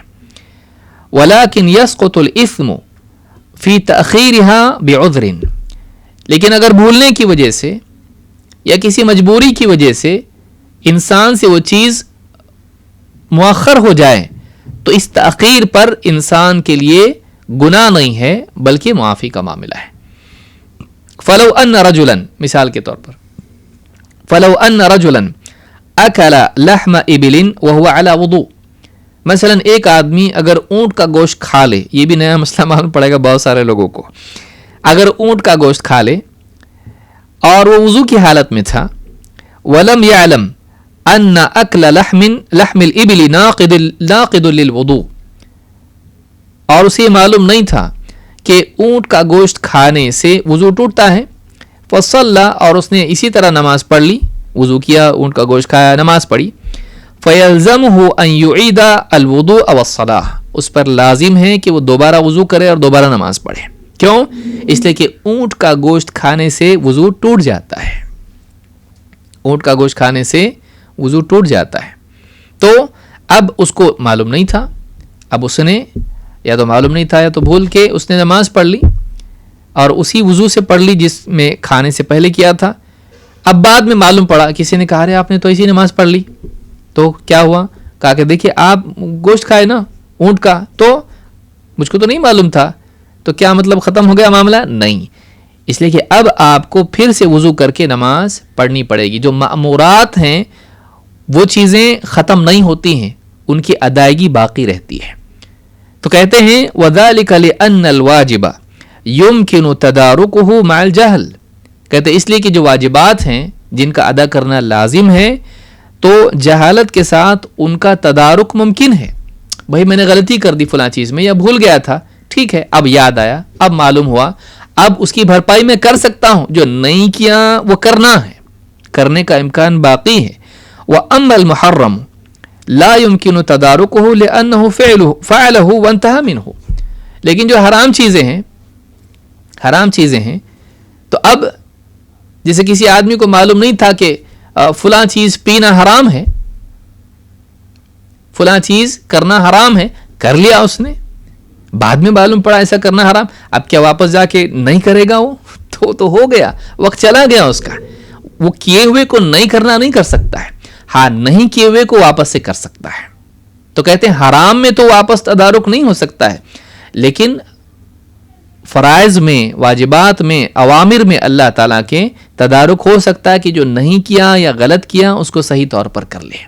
تو یہ قاعدہ یاد رکھنا چاہیے کہ کوئی آدمی مثال کے طور پر سو گیا رات میں, دیر تک واٹس ایپ پہ لگا رہا رات کو 3 بجے تک, اب سو گیا, اب نیند کب کھلی؟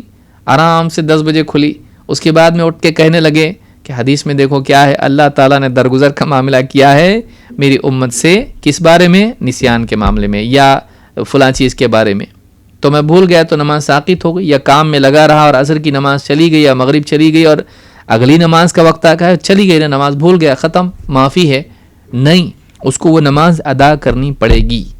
کیوں؟ اس لیے کہ اس پر وہ باقی ہے, وہ ساقط نہیں ہوگا. اس کا گناہ معاف ہے, وہ معاف نہیں ہے, اس کو یاد رکھیے.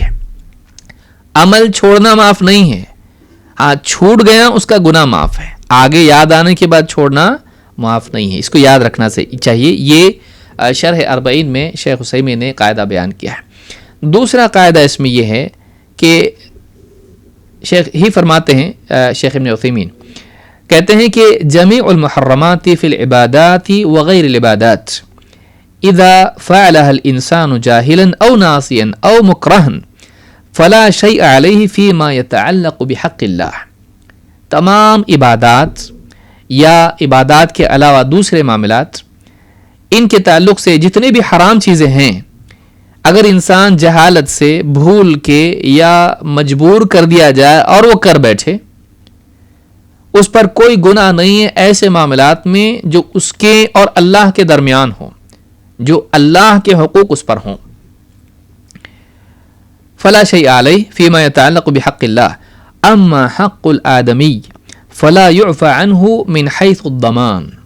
لیکن کہتے جہاں تک کہ لوگوں کے حقوق ہیں, ان کے بارے میں جہالت میں آدمی کوئی حرام کام کر بیٹھے تو اس سے ضمان معاف نہیں ہوگا, بھرپائی معاف نہیں ہوگی.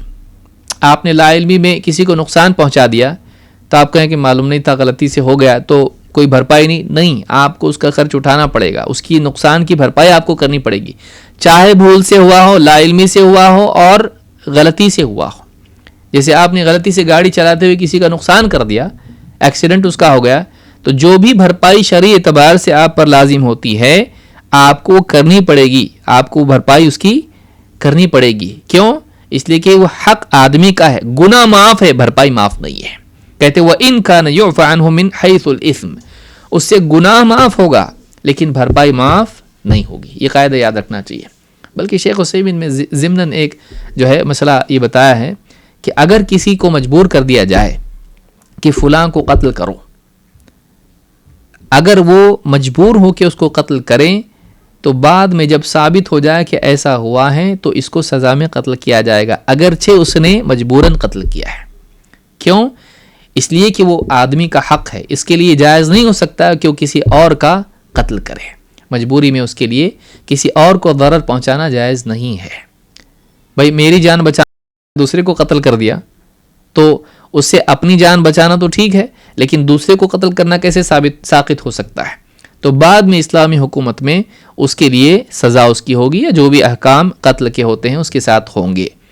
تو یہ بات یاد رکھنے کی، یہ نہیں کہ آدمی کہ میں مجبور ہوں، اور چھوٹی موٹی مجبوری نہیں ہے، باس کہتا ہے تم کو ایسا کرنا پڑے گا تو ٹھیک ہے میں نمازیں چھوڑ دیتا ہوں ورنہ جاب سے نکال دوں گا۔ اب بھائی آپ ایسی نمازیں نہیں چھوڑ سکتے ہیں، بلکہ آپ کو یہ اکراہ نہیں ہے، اس میں اختیار آپ کو باقی ہے۔ آپ کی جان کو خطرہ ہے نہیں، بلکہ آپ کے لیے وہ جاب چھوڑ کے دوسرا جاب کرنا ممکن ہے۔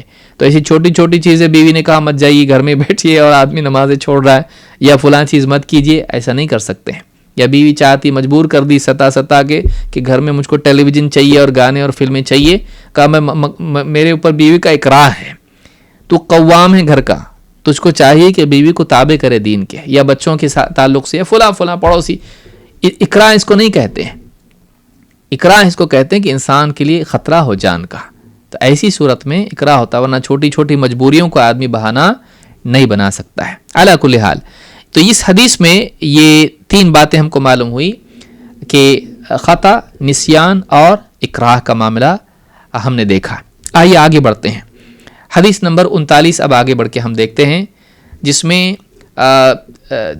اللہ کے رسول صلی اللہ علیہ وسلم نے دنیا میں رہ کر آخرت کی فکر اور اس کی تیاری کرنے کی نصیحت کی ہے کہ ایک انسان کے لیے ضروری ہے کہ وہ آخرت کی طرف راغب ہو اور دنیا کو ہمیشہ رہنے کی جگہ نہ مانتا ہو، بلکہ اسے یاد رہے کہ یہاں سے ہم کو جانا ہے۔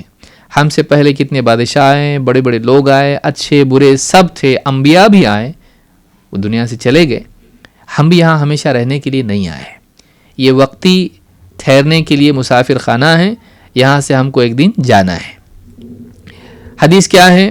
عن ابن عمر رضی اللہ تعالی عنہما قال اخذ رسول اللہ صلی اللہ علیہ وسلم بمنکبی، اللہ کے رسول صلی اللہ علیہ وسلم نے میرے کندھے پر ہاتھ رکھا، فقال کن فی الدنیا کأنک غریب او عابر سبیل، دنیا میں ایسے رہ کر زندگی گزارو جیسے گویا کہ تم یہاں ایک اجنبی ہو یا مسافر ہو۔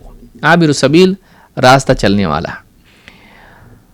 وکان ابن عمر یقول اذا امسیت فلا تنتظر الصباح، ابن عمر رضی اللہ تعالیٰ عنہ خود فرماتے تھے کہ جب تو صبح کرے، جب تو شام کرے، اذا امسیت فلا تنتظر الصباح، تو صبح کا انتظار مت کرنا، واذا اصبحت فلا تنتظر المساء، اور جب تو صبح کرے تو شام تک کا انتظار مت کرنا، وخذ من صحتک لمرضک، اور اپنی صحت کے دور میں، اپنی بیماری کے دور کے لیے کچھ جمع کر لے، ومن حیاتک لموتک، اور اپنی زندگی میں اپنے موت کے لیے کچھ سامان اکٹھا کر لے۔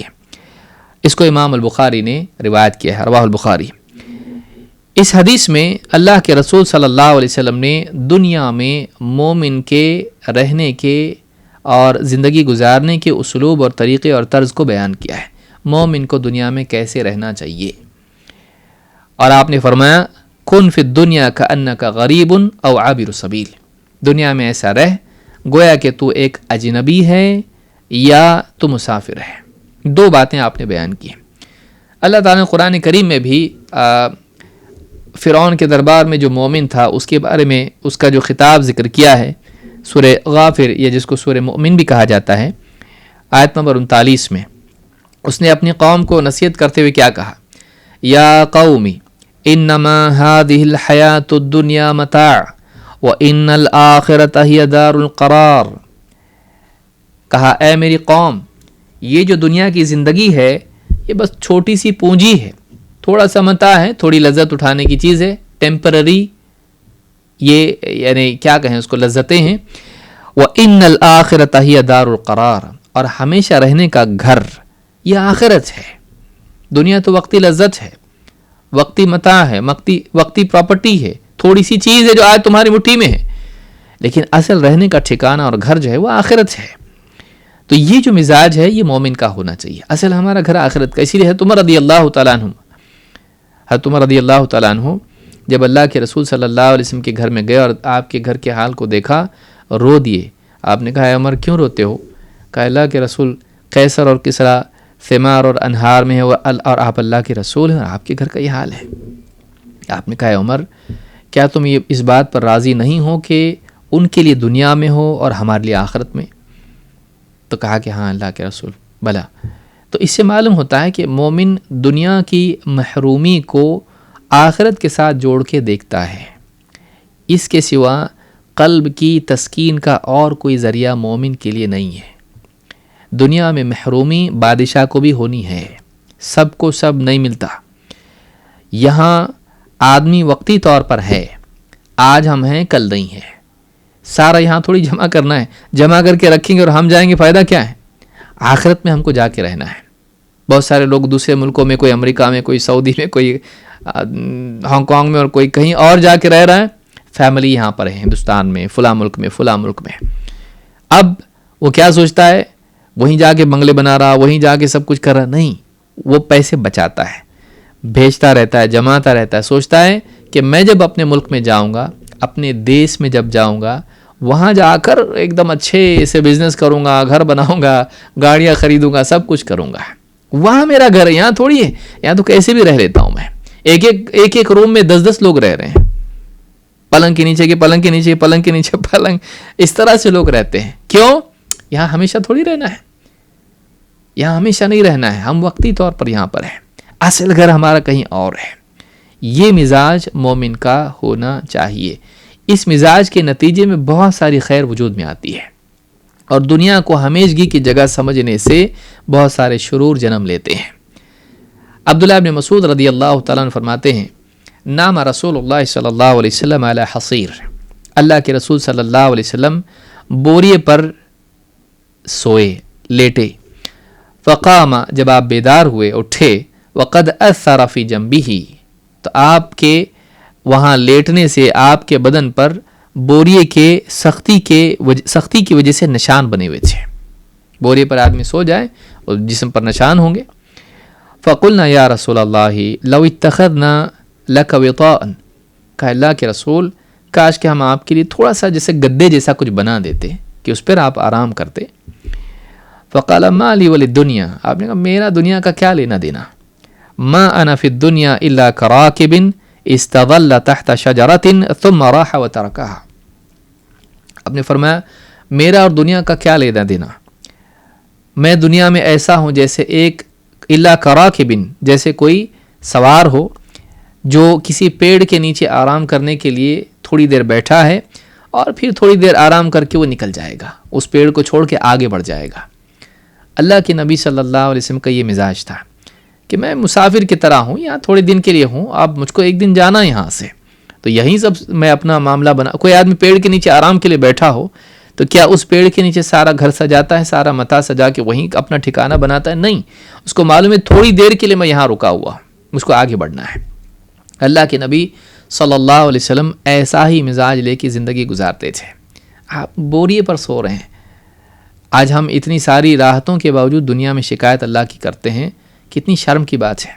لیکن رسول اکرم صلی اللہ علیہ وسلم اتنے مجاہدے اور مشقتوں کے باوجود آپ نے کبھی اللہ کی شکایت نہیں کی، بلکہ اللہ کا شکر کرتے تھے اور عبادت میں شکر کو تلاش کرتے تھے. افلا احب ان اکون عبدا شکورا، کیا میں اس بات کو پسند نہ کروں کہ میں اللہ کا شکر گزار بندہ بنوں. تو یہ جو چیز ہے یہ بہت اعلیٰ سوچ کا نتیجہ ہوتی ہے. پیارے رسول صلی اللہ علیہ وسلم نے ہم کو یہی زندگی سکھائی کہ ہم سادہ زندگی گزاریں لیکن اعلیٰ سوچ کے ساتھ زندگی گزاریں. یہ بادشاہوں کو بھی نصیب نہیں ہوتی ہے، الا یہ کہ ان کے پاس بھی یہ چیز ہو. تو دنیا کی چیزوں کا مل جانا اصل نہیں ہے، لیکن داخلی طور پر قلبی سطح پر اعلیٰ سوچ اور اعلیٰ زندگی کا ملنا، اندر کی زندگی کا اعلیٰ ہونا زیادہ اچھا ہے. باہر کی مال و متاع کوئی چیز نہیں ہے، وہ انسان کا حصہ نہیں ہے، وہ انسان کا حصہ نہیں، وہ باہر ہے، اس سے چھوٹنے والی چیز ہے. اندر جو اس نے بنایا ہے وہ اس کا ہے. لہٰذا ایک اچھا انسان جس کے اندر ایک قیمتی خزانہ ہو، باہر کے خزانوں سے محرومی اس کے لیے غم کا سبب نہیں بنتی ہے. یہ راز ہے اللہ والوں کی یا صالحین یا اہل علم کی زندگی کو آپ دیکھیے کہ باہر کچھ نہیں ہے، اندر ان کے سب کچھ ہے. یہ چیز ہمارے اندر پیدا ہو، اللہ تعالیٰ اس کی توفیق ہم کو عطا فرمائے. تو آپ نے فرمایا کہ میرا دنیا سے کیا لینا دینا، میں تو بس ایک سوار کی طرح ہوں، مسافر کی طرح ہوں. ایک پیڑ کے نیچے تھوڑی دیر کے لیے وہ استراحت کے لیے رکے اور اس کے بعد پھر اس پیڑ کو چھوڑ کے آگے نکل جائے. امام احمد، ترمذی، ابن ماجہ اور حاکم نے اس کو روایت کیا ہے. صحیح الجامع صغیر حدیث نمبر 5668 پر شیخ الالبانی نے اس کو صحیح کہا ہے. حسن بصری رحمۃ اللہ علیہ فرماتے ہیں المؤمن فی الدنیا کالغریب، مومن دنیا میں ایک اجنبی کی طرح ہوتا ہے. لا یجزع من ذلها ولا ینافس فی عزها، مومن دنیا میں اجنبی کی طرح ہوتا ہے، جان نہ پہچان کوئی میرا نہیں، میں اکیلا ہوں یہاں پہ. کہتے ہیں کہ وہ دنیا میں دنیا کی ذلت پر واویلا نہیں مچاتا اور نہ ہی یہاں کی عزت میں لوگوں سے تنافس کرتا ہے، کمپیٹ کرتا ہے، دوسروں سے کمپٹیشن نہیں کرتا ہے. بھئی آپ کسی علاقے میں گئے، وہاں آپ مسافر ہیں، کوئی پہچان کا نہیں، جان نہ پہچان، 2 دن کے لیے رکا ہوں، پھر نکلنا ہے مجھ کو یہاں سے. وہاں آپ دیکھتے فلاں کے پاس یہ ہے، فلاں کے پاس یہ ہے، اس کا گھر ہے، اس کا وہ ہے، تو مجھ کو بھی ملتا تو کتنا اچھا ہوتا. نہیں، میں یہاں کا ہو ہی نہیں، مجھ کو جانا ہے کہیں اور. تو وہاں آپ جو محرومی ہے، میں لاج میں رکا ہوں، فلاں کے پاس گھر ہے اور میرے پاس گاڑی بھی نہیں، دیکھیے میں ٹیکسی سے جا رہا ہوں، اس کے پاس کار ہے. مسافر آدمی اس پہ سوچتا ہی نہیں ہے، مجھ کو یہاں رہنا تھوڑی، میرا گھر کہیں اور ہے. تو وہاں کی ذلت پر کیسے بھی سو لیتا ہے، کچھ بھی کھا لیتا ہے، سینڈوچ کھا رہا ہے، کوئی بوٹل سے پانی پی رہا ہے، ٹھیک سے مل رہا ہے نہیں تو کھجوری کھا کے چل رہا ہے آگے. تو وہاں کی جو محرومی اور ذلت ہوتی ہے سفر میں، اس پر شکایت نہیں کرتا ہے، شور شرابہ نہیں کرتا ہے، کیا میرے ساتھ ایسا ہو رہا ہے.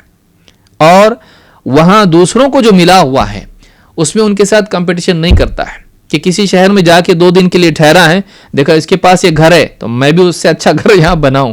نہیں کرتا وہ، یہ میرا علاقہ ہے ہی نہیں ہے، اس کے پاس ہو تو ہو، مجھ کو کہیں اور بنانا ہے، میرا کہیں اور ٹھکانا ہے، یہ میری جگہ نہیں ہے، میں اس سے مقابلہ آرائی نہیں کروں گا. یہ حال مومن کا ہوتا ہے. لہٰذا ایسا مزاج اگر آدمی کا بن جائے، دنیا میں کسی سے وہ لڑے جھگڑے تنافس کرے اور اس کے ساتھ حسد کرے، کچھ بھی نہیں ہے اس کے لیے. ہمارا گھر آخرت میں ہے، ہمارا گھر آخرت میں ہے، اور ہم اگر اللہ نے قبول کیا ہماری عبادات کو، ہمارے اعمال کو، تو وہاں اس سے بہتر ملے گا، وہ بھی اللہ کی رحمت پر موقوف ہے. تو یہ مزاج مومن کا ہونا چاہیے. ابن العرابی نے اپنی معجم میں اس کو روایت کیا ہے. شیخ ابن عثیمین رحمہ اللہ ایک نقطہ اس سلسلے میں فرماتے ہیں کہ 2 کیوں بتایا آپ نے، کہ مسافر بتایا اور بتایا، یہ دونوں الگ الگ ہیں، تو ان دونوں کے بیان کرنے میں کیا حکمت ہے. فرماتے ہیں فالغریب لم يتخذها سكنا وقرارا وعابر السبيل لم يستقر فيها ابدا بل هو ماش. کہتے غریب اجنبی آدمی وہ ہے کہ جس نے اس علاقے کو اپنا مسکن اور یعنی مستقر نہیں بنا، ہمیشہ یہاں نہیں رہنا ہے مجھ کو. وہ اجنبی آدمی ہے، 4 دن رہنا پھر جانا ہے، لاج میں ٹھہرا ہوں، کسی مسجد میں ٹھہرا ہوں، کسی کے یہاں مہمان ہوں، اجنبی ہوں، یہاں پہ نکل جانا ہے مجھ کو آگے. لیکن مسافر اس کو کہتے ہیں، عابر السبیل جو ہے یہ اس کے لیے بولا جاتا ہے وہ کہیں ٹھہرتا ہی نہیں ہے. لم یستقر فیہا ابدا بل هو ماش، وہ چلتا رہتا ہے، جو راستے پہ گاڑی پہ چل رہا ہے وہ عابر السبیل ہے. اور جو کہیں تھوڑے وقت کے لیے، تھوڑے دن کے لیے پڑاؤ ڈالے ہوئے، کسی آپ گئے رشتہ دار کے یہاں پہ رکے، وہاں پہ 1 ہفتے کے لیے، 2-3 دن کے لیے، آپ وہاں پہ کیا ہیں، غریب ہیں. تو کم سے کم وہ تھوڑا ٹھہرا تو ہے، کہیں اس نے پڑاؤ تو ڈالا ہے. لیکن عابر السبیل تو کہتے ہیں وہ ہے جو رکتا ہی نہیں، وہ چلا جا رہا ہے گاڑی میں، اپنی سواری پر اپنی آگے بڑھتا چلا جا رہا ہے. کہتے وہ عابر السبیل اکمل زہدا من الغریب. کہتے عابر السبیل جو ہے، جو مسافر ہے، جو اپنی راہ پر گامزن ہے، وہ اس سے بھی زیادہ زاہد ہے جو کہیں رکا ہوا ہے، جو غریب ہے، اجنبی ہے. لأن عابر السبیل لیس بجالس والغریب یجلس لکنہ غریب. کہتے ہیں کہ مسافر تو کہیں بیٹھا ہی نہیں ہے، وہ تو چلا جا رہا ہے اپنے راستے پر. ہاں جو کہیں 2-4 دن کے لیے رک جاتا ہے، اجنبی ہوتا ہے، وہ کہیں رکا ہوا تو ہے کم سے کم. تو اعلیٰ درجہ یہ ہے کہ تو مسافر کی طرح جیے، عابر السبیل کی طرح، یا کم از کم اجنبی کی طرح جیے. اس کو وطن اپنا مت بنا، تو اجنبی یہاں پر، یا مسافر بن کے رہے جو اس سے اعلیٰ درجہ ہے زہد کا. تو یہ شیخ عثیمین نے یہ بات کہی ہے. ابن عمر رضی اللہ تعالیٰ فرماتے ہیں وکان ابن عمر یقول اذا امسیت فلا تنتظر الصباح واذا اصبحت فلا تنتظر المساء. ابن عمر کہتے ہیں کہ جب صبح شام ہو تو صبح کا انتظار مت کر، اور جب صبح ہو تو شام کا انتظار مت کر. کیا مطلب ہے اس کا؟ شیخ ابن عثیمین رحمہ اللہ فرماتے ہیں فلا تؤخر عمل اليوم لغد، کہتے آج کا عمل کل پر مت ٹال. انتظار مت کر کا کیا مطلب ہے کہ جب شام ہو تو صبح کا انتظار مت کر، یعنی شام ہو تو شام کا عمل آج کا عمل آج ہی کر لے، کل کریں گے ٹال مت. یعنی خیر کے اعمال جو آج کر سکتا ہے آج کر لے. کیوں؟ کہتے ہیں او المعنی اذا امسیت فلا تنتظر الصباح لانک قد تموت قبل ان تصبح. کہتے اس لیے کہ ممکن ہے کہ تو صبح ہونے سے پہلے ہی مر جائے. وصیت کرنی ہے یا فلاں چیز ہے یا فلاں کام ہے، خیر کے کام ہیں، اگر آج کر سکتا ہے آج کر لیں، کل پہ مت ٹال. ہو سکتا ہے آج ہی مر جائے، رات ہی میں مر جائے، صبح ہونے سے پہلے مر جائے. وَإِذَا أَمْسَيْتَ فَلَا تَنْتَظِرِ الْمَسَاءَ لِأَنَّكَ قَدْ تَمُوتُ قَبْلَ أَن تُمْسِي.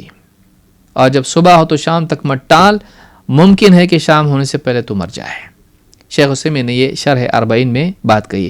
تو مانا یہ ہوا کہ انتظار نہیں کرنے کا مطلب یہ ہے کہ عمل کو ٹال مت، مؤخر مت کر. جب بھی موقع ملا ہے تو اس کو کر لے. آگے کیا ہوگا معلوم نہیں، آگے کیا ہوگا معلوم نہیں. پھر فرماتے ہیں وہ خود من صحتک لمرضک، اپنی صحت کے دور میں بیماری کے دور کے لیے حاصل کر لے. کیا مطلب ہے؟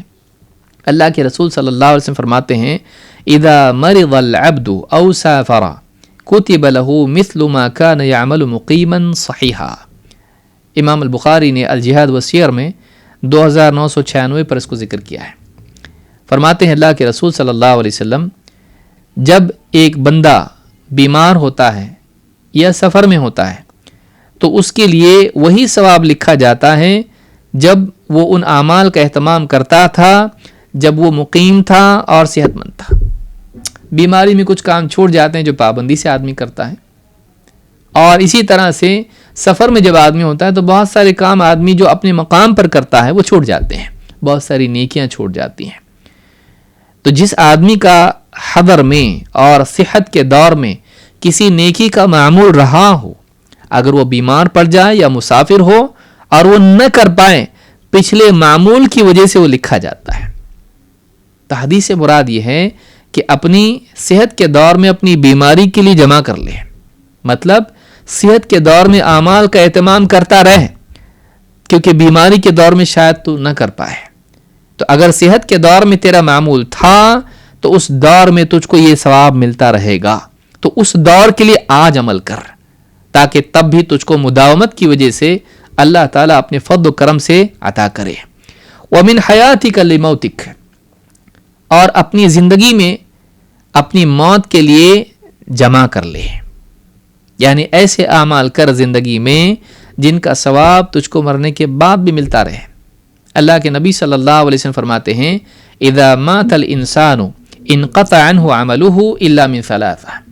آدمی جب مر جاتا ہے تو اس کے اعمال کا سلسلہ منقطع ہو جاتا ہے، ہاں مگر 3 چیزیں، الا من صدقۃ جاریہ، سوائے صدقہ جاریہ کے، او علم ينتفع به، یا پھر اس علم کے جس سے لوگ فائدہ اٹھاتے رہیں، او ولد صالح يدعو له، یا یہ کہ اپنے پیچھے نیک اولاد چھوڑ جائے جو اس کے لیے دعائے خیر کرتی رہے.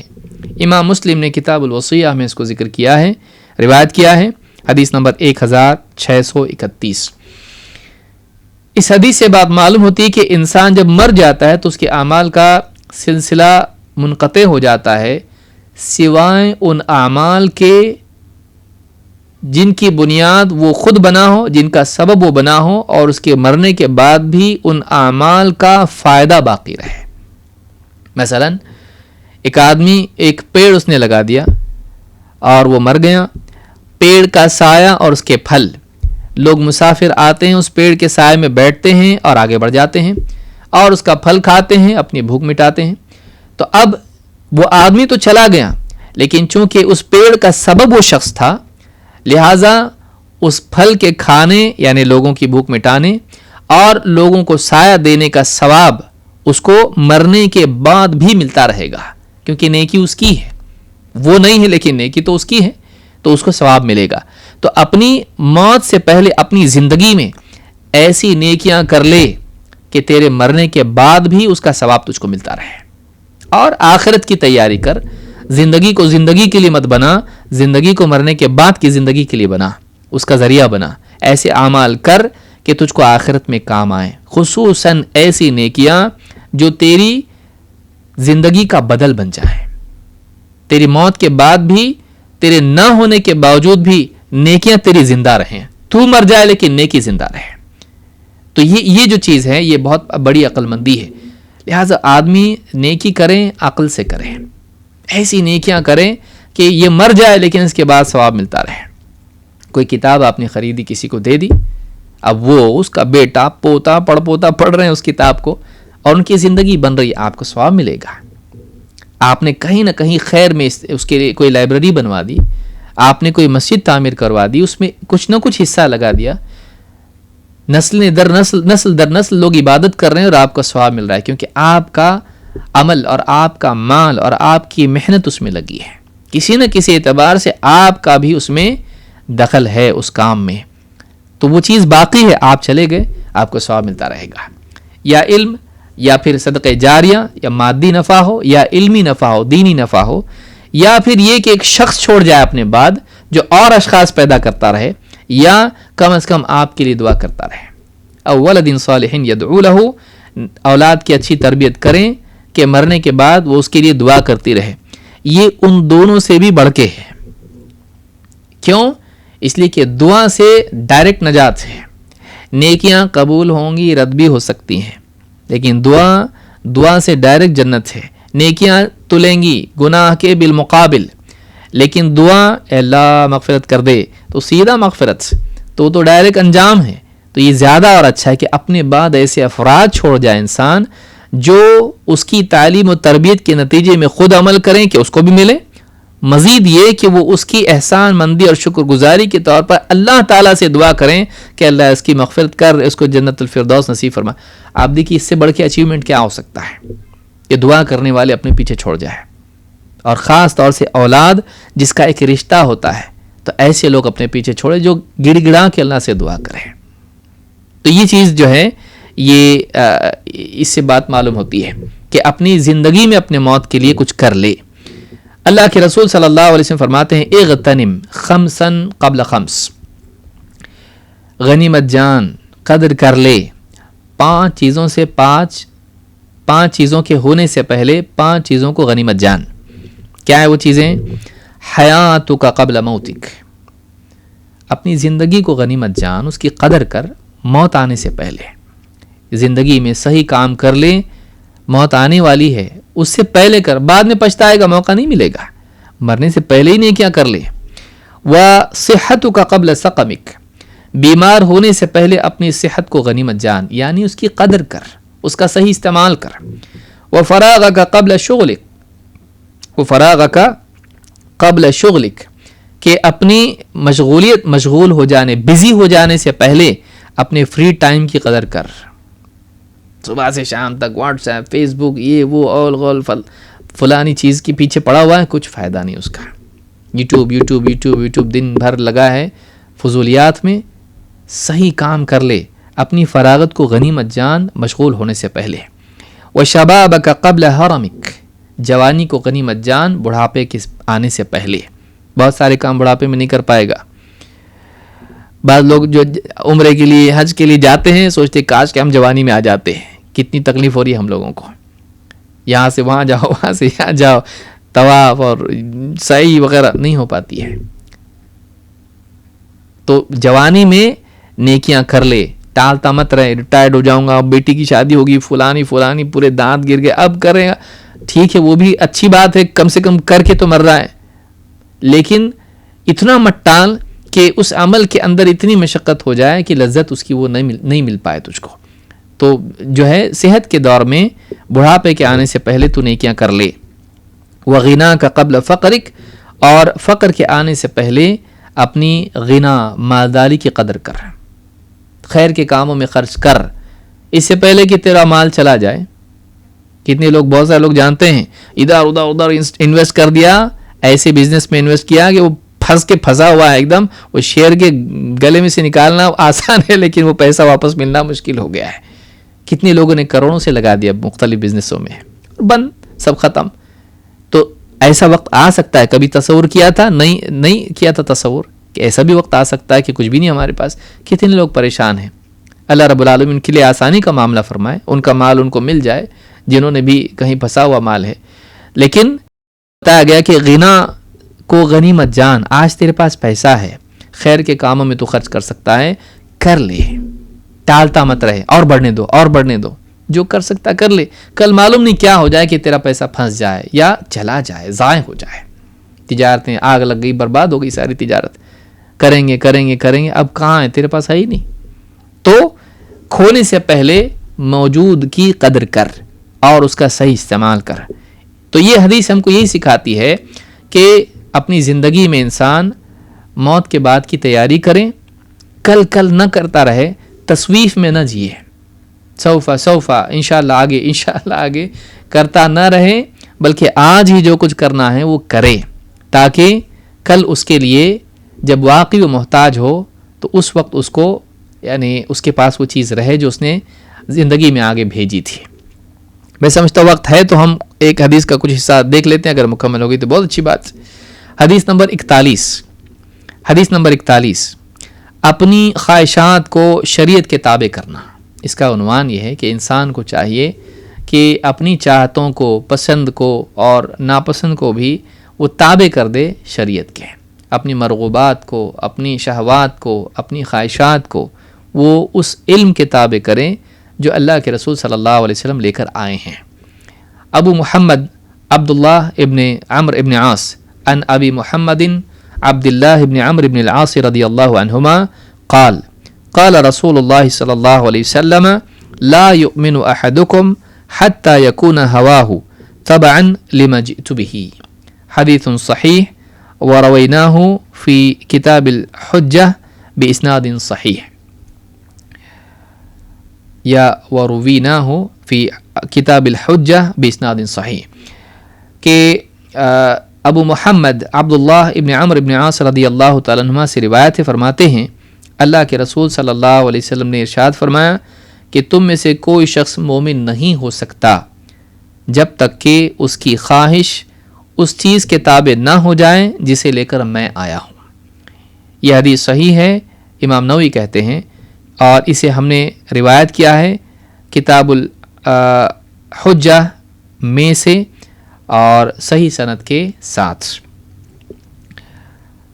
کتاب الحجہ کون سی کتاب ہے؟ شیخ عبد المحسن العباد کہتے ہیں کتاب الحجہ ہوا کتاب الحجۃ علی تارک المحجہ لنصر المقدسی وهو من کتب العقیدۃ علی طریقۃ السلف. کہتے ہیں کہ کتاب الحجہ دراصل اس کا پورا نام ہے، کیونکہ یہ معروف کتاب نہیں ہے، حدیث کی کتابوں کے اعتبار سے کوئی معروف کتاب نہیں ہے. کہتے ہیں کہ یہ کتاب ہے الحجۃ علی تارک المحجہ، اور اس کے جمع کرنے والے مؤلف ہیں نصر المقدسی، اور یہ کتاب عقیدے اور طریق سلف سے متعلق ہے. شیخ عبد المحسن العباد نے یہ بات کہی ہے. امام نووی نے کہا کہ حدیث صحیح ہے، لیکن بعض محدثین نے جیسے شیخ الالبانی ہے یا اسی طرح سے ابن رجب رحمہ اللہ ہے، انہوں نے اس حدیث کی تضعیف کی ہے اور بتایا کہ اس کی سند میں ضعف ہے. شیخ البانی نے اس کو ضعیف کہا ہے اور فرماتے ہیں فیہ نعیم ابن حماد وہو ضعیف. اس کی سند میں ایک راوی ہے جس کا نام نعیم ابن حماد ہے اور یہ ضعیف ہیں حدیث کے اعتبار سے، حدیث کے میدان میں. مشکات کی تحقیق میں حدیث نمبر 167 پر اور ظلال الجنہ فی تخریج احادیث السنہ لابن ابی عاصم میں انہوں نے شیخ البانی نے بات کہی ہے حدیث نمبر 15 کے ضمن میں. اس کی تفصیلی تخریج وہاں دیکھ سکتے ہیں. لیکن اس کے باوجود علماء نے کہا ہے کہ حدیث اگرچہ ضعیف ہے لیکن حدیث کے معنی صحیح ہیں، اس لیے کہ بہت سارے دوسرے نصوص سے اس بات کی تائید ہوتی ہے. ابن عثیمین رحمہ اللہ فرماتے ہیں لیکن معنی الحدیث بقطع النظر عن اسناده صحیح وان الانسان یجب ان یکون ہواہ تبعا لما جاء به صلی اللہ علیہ وسلم. 40 کی شرح میں شیخ عثیمین فرماتے ہیں کہ لیکن حدیث کی اسناد سے قطع نظر دیکھا جائے حدیث کو تو حدیث کے معنی صحیح ہے، بات اس میں جو بیان کی گئی وہ صحیح ہے، اور انسان کو چاہیے، اس پر لازم ہے کہ وہ اس کی خواہشات، اس کی ہوا تابع رہے اس چیز کے جس کو لے کر نبی صلی اللہ علیہ وسلم تشریف لائے ہیں. علم نبوت کے تابع انسان کی خواہشات ہوں. ابن رجب رحمہ اللہ فرماتے ہیں وَأَمَّا مَعْنَ الْحَدِيثِ فَهُوَ أَنَّ الْإِنسَانَ، ابن حجر وغیرہ نے اس کے ضمن میں کئی اور بھی چیزیں بیان کی ہیں، اور اس حدیث کے اعتبار سے علماء میں بہت سارے علماء نے اس کو صحیح یا حسن قرار دیا ہے، بعض نے اس کو ضعیف بھی کہا ہے. تو اس اعتبار سے بعض نے اس کے معنی بھی ذکر کیے کہ اگر اس کو صحیح تسلیم کیا جائے تو اس کے کیا معنی ہے. ابن رجب رحمہ اللہ فرماتے ہیں وَأَمَّا مَعْنَ الْحَدِيثِ فَهُوَ أَنَّ الْإِنسَانَ لَا يَكُونُ مُؤْمِنًا كَامِلَ الْإِيمَانِ الْوَاجِبِ حَتَّى تَكُونَ مَحَبَّتُهُ تَابِعَةً لِمَا جَاءَ بِهِ الرَّسُولُ صلی اللہ علیہ وسلم من الأوامر والنواهي وغيرها فيحب ما أمر به ويكره ما نهى عنه. جامع العلوم والحکم میں ابن رجب فرماتے ہیں کہ حدیث کے معنی یہ ہیں کہ انسان اس وقت تک کہ کامل الایمان نہیں ہو سکتا ہے، وہ ایمان جو واجب ہے، ایمان کا وہ مرتبہ اور وہ کمال جو واجب ہے اس کو حاصل نہیں ہو سکتا ہے جب تک کہ وہ اپنی محبت کو اس چیز کے تابع نہ کریں جسے لے کر اللہ کے رسول صلی اللہ علیہ وسلم آئے ہیں. یعنی وہ آپ کے حکم اور آپ کی منع کی ہوئی چیزیں اور اس کے علاوہ جو کچھ آپ نے طریقہ بتایا، جو کچھ بھی آپ نے دیا، تو اس کو پسند کریں جس کا آپ نے حکم دیا، اور اس کو ناپسند کریں جس سے آپ نے منع کیا ہے. یعنی مطلب یہ ہے کہ ایک آدمی کے لیے ایمان لازم ہے، کفر جائز نہیں ہے. تو ایمان میں مرتبے ہیں، ایک تو وہ حصہ ہے ایمان کا جو لازم ہے، جس کو چھوڑ نہیں سکتے، اور دوسرا کمال وہ ہے کہ جو مرتبہ بڑھتا چلا جاتا ہے اور اس سے کم مرتبے والا گناہ گار نہیں ہوتا ہے لیکن اعلیٰ مرتبہ اس سے کسی اور کا ہوتا ہے. تو وہ کمال جو لازم ہے اس کے بغیر آدمی گناہ گار ہوگا، ایسا نقص جو جائز نہیں ہے. تو ایک آدمی اگر اس وقت تک کہ کمال واجب ایمان کا اس کو نصیب نہیں ہوگا جب تک کہ اللہ کے رسول صلی اللہ علیہ وسلم کا ہر حکم اس کو پسند نہ ہو، جب تک کہ اللہ کے رسول صلی اللہ علیہ وسلم کی ہر منع کی ہوئی چیز اس کے نزدیک ناپسند نہ ہو جائے، تب تک کہ کمال ایمان اس کو نصیب نہیں ہوگا. وہ کمال جس کا حاصل کرنا اس پہ لازم ہے. یعنی آدمی نہیں کہہ سکتا بھائی ایمان کے بہت سارے مرتبے ہیں، نبیوں جیسا ایمان ہمارا تھوڑی ہو سکتا ہے، اتنا کمال ہم کو نہیں نصیب ہوگا تو ہم جہاں ہیں وہی ٹھیک ہے. نہیں، ٹھیک ہے وہ تو کمال تجھ کو نصیب نہیں ہوگا، لیکن وہ کمال تیرے لیے لازم ہے جس کے بغیر تیرے ایمان میں کھوٹ پیدا ہوتی ہے. اتنا کامل تو ہونا چاہیے کہ تیری نجات ہو جائے، تو اللہ کے ہاں مجرم نہ ہو. تو وہ کمال جو واجب ہے تیرے لیے ضروری ہے. تو کہتے ہیں کہ آدمی کا حال یہ ہونا چاہیے کہ وہ اپنی محبتوں کو تابع کر دے اللہ کے رسول صلی اللہ علیہ وسلم کے احکام کے، چاہے وہ حکم ہو یا منع ہو، اور وہ اس کو پسند کریں جس کا آپ نے حکم دیا، چاہے نفس پر کتنا ہی بھاری کیوں نہ ہو، اور وہ اس کو ناپسند کریں جس سے آپ نے منع کیا. جیسے کسی انسان کے لیے روزہ بڑا مشکل ہو، نفس پہ بھاری ہے، لیکن وہ کہے نہیں روزہ بہت اچھی چیز ہے، اور روزہ وہ دل سے پسند کرے اگرچہ نفس کے لیے مشقت ہو. اور شراب اس کو پسند ہے یا گانا بجانا اس کو پسند ہے، لیکن وہ اس سے نفرت رکھے. کیوں؟ طبیعت تو کھینچ رہی ہے اس طرف، لیکن وہ اپنی عقل سے اور اپنے علم سے اس کو برا مانتا ہے، پسند نہیں کرتا ہے. کیوں؟ نبی صلی اللہ علیہ وسلم نے اسے منع کیا ہے. رغبت اس طرف ہے لیکن اس رغبت کے باوجود اپنے علم کی بنیاد پر اس کو ناپسند کرتا ہے، نہیں یہ برا ہے، اس کو برا مانے ہو.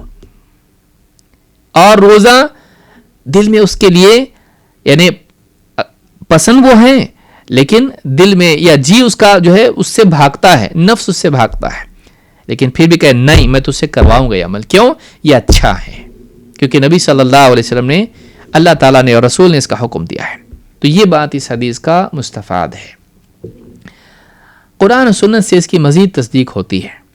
اللہ تعالیٰ قرآن کریم میں فرماتا ہے فَلَا وَرَبِّكَ لَا يُؤْمِنُونَ حَتَّى يُحَكِّمُوكَ فِي مَا شَجَرَ بَيْنَهُمْ ثُمَّ لَا يَجِدُوا فِي أَنفُسِهِمْ حَرَجًا مِّمَّا قَضَيْتَ وَيُسَلِّمُوا تَسْلِيمًا. سورہ نساء آیت نمبر 65. اللہ تعالیٰ فرماتا ہے نہیں، آپ کے رب کی قسم وہ ایمان والے نہیں ہو سکتے ہیں. جیسے اوپر بھی ایمان کی نفی ہے، تو میں سے کوئی شخص ایمان والا نہیں ہو سکتا ہے جب تک کہ اس کی خواہشات اس علم کے تابع نہ ہو جسے میں لے کر آیا ہوں. اللہ یہاں یہی فرما رہا ہے، نہیں اے نبی آپ کے رب کی قسم وہ ایمان والے نہیں ہو سکتے ہیں جب تک کہ وہ اپنے آپسی جھگڑوں میں آپ کو فیصلہ کرنے والا نہ بنائیں، اور پھر آپ جو بھی فیصلہ کریں اس سے اپنے جی میں کوئی حرج نہ پائیں، اور پوری طرح سے آپ کے فیصلے کو تسلیم نہ کر لیں. جب تک کہ 3 کام نہیں کرتے ہیں ایمان والے نہیں ہو سکتے. 3 کام کیا ہیں؟ نمبر 1، آپ کو فیصلہ کرنے والا ماننا اور بنانا، اپنے اختلافات کے فیصلے کے لیے آپ کی طرف رجوع کرنا، اس علم کی طرف رجوع کرنا جس کو آپ لے کر آئیں. 2، فیصلہ جب اپنے خلاف بھی آئیں یا اپنی چاہت کے مطابق نہ بھی ہو تو اس کو مان لینا، یعنی اس کے اندر جی میں حرج نہیں آنا، دل میں اس کی مخالفت نہ ہو، دل میں اس کی تنقیص نہ ہو، دل میں اس کو برا نہ مانے، اس سے تنگی نہ ہو.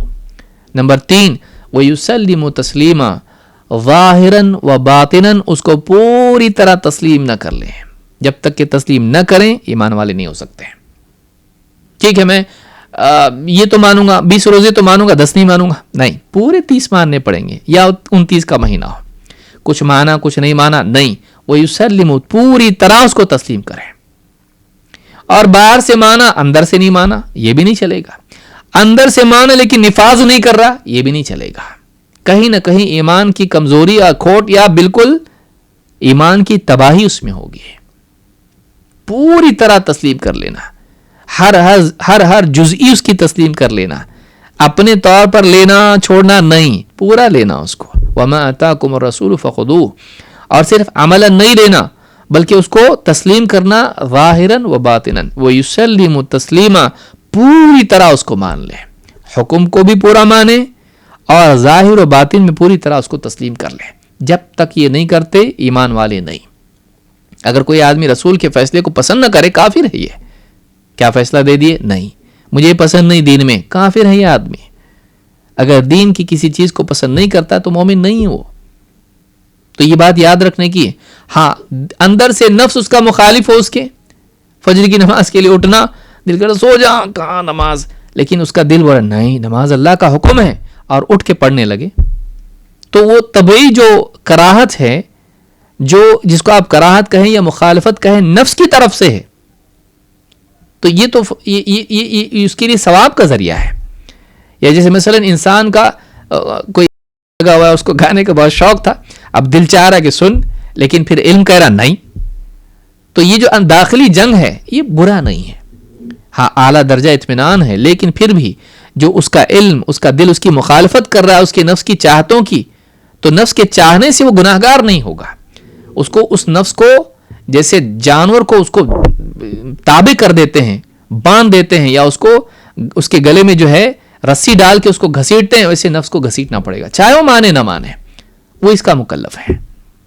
اور اعلیٰ درجہ یہ کہ اطمینان ہو جائے، پوری طرح سے مرغوبات ہو جائیں، مرغوب ہو جائے. جو علت قرۃ عینی فی الصلاۃ، میری آنکھوں کی ٹھنڈک نماز میں رکھ دی گئی ہے. تو یہ جو چیز ہے یہ اعلیٰ مرتبہ ہے. میں سمجھتا ہوں وقت ہمارا ہو گیا ہے، مزید باتیں انشاءاللہ ہم اگلے درس میں دیکھیں گے، اور میں سمجھتا ہوں اگلے درس میں ہم اس کو مکمل کریں گے. اللہ رب العالمین ہم سب کے بیٹھنے کو، کہنے سننے کو قبول فرمائیں، اور ہم کو قرآن و سنت کی اتباع کرنے اور اس پہ پوری طرح سے مطمئن ہونے کی توفیق عطا فرمائیں. اقول ھذا واستغفر اللہ لی ولکم.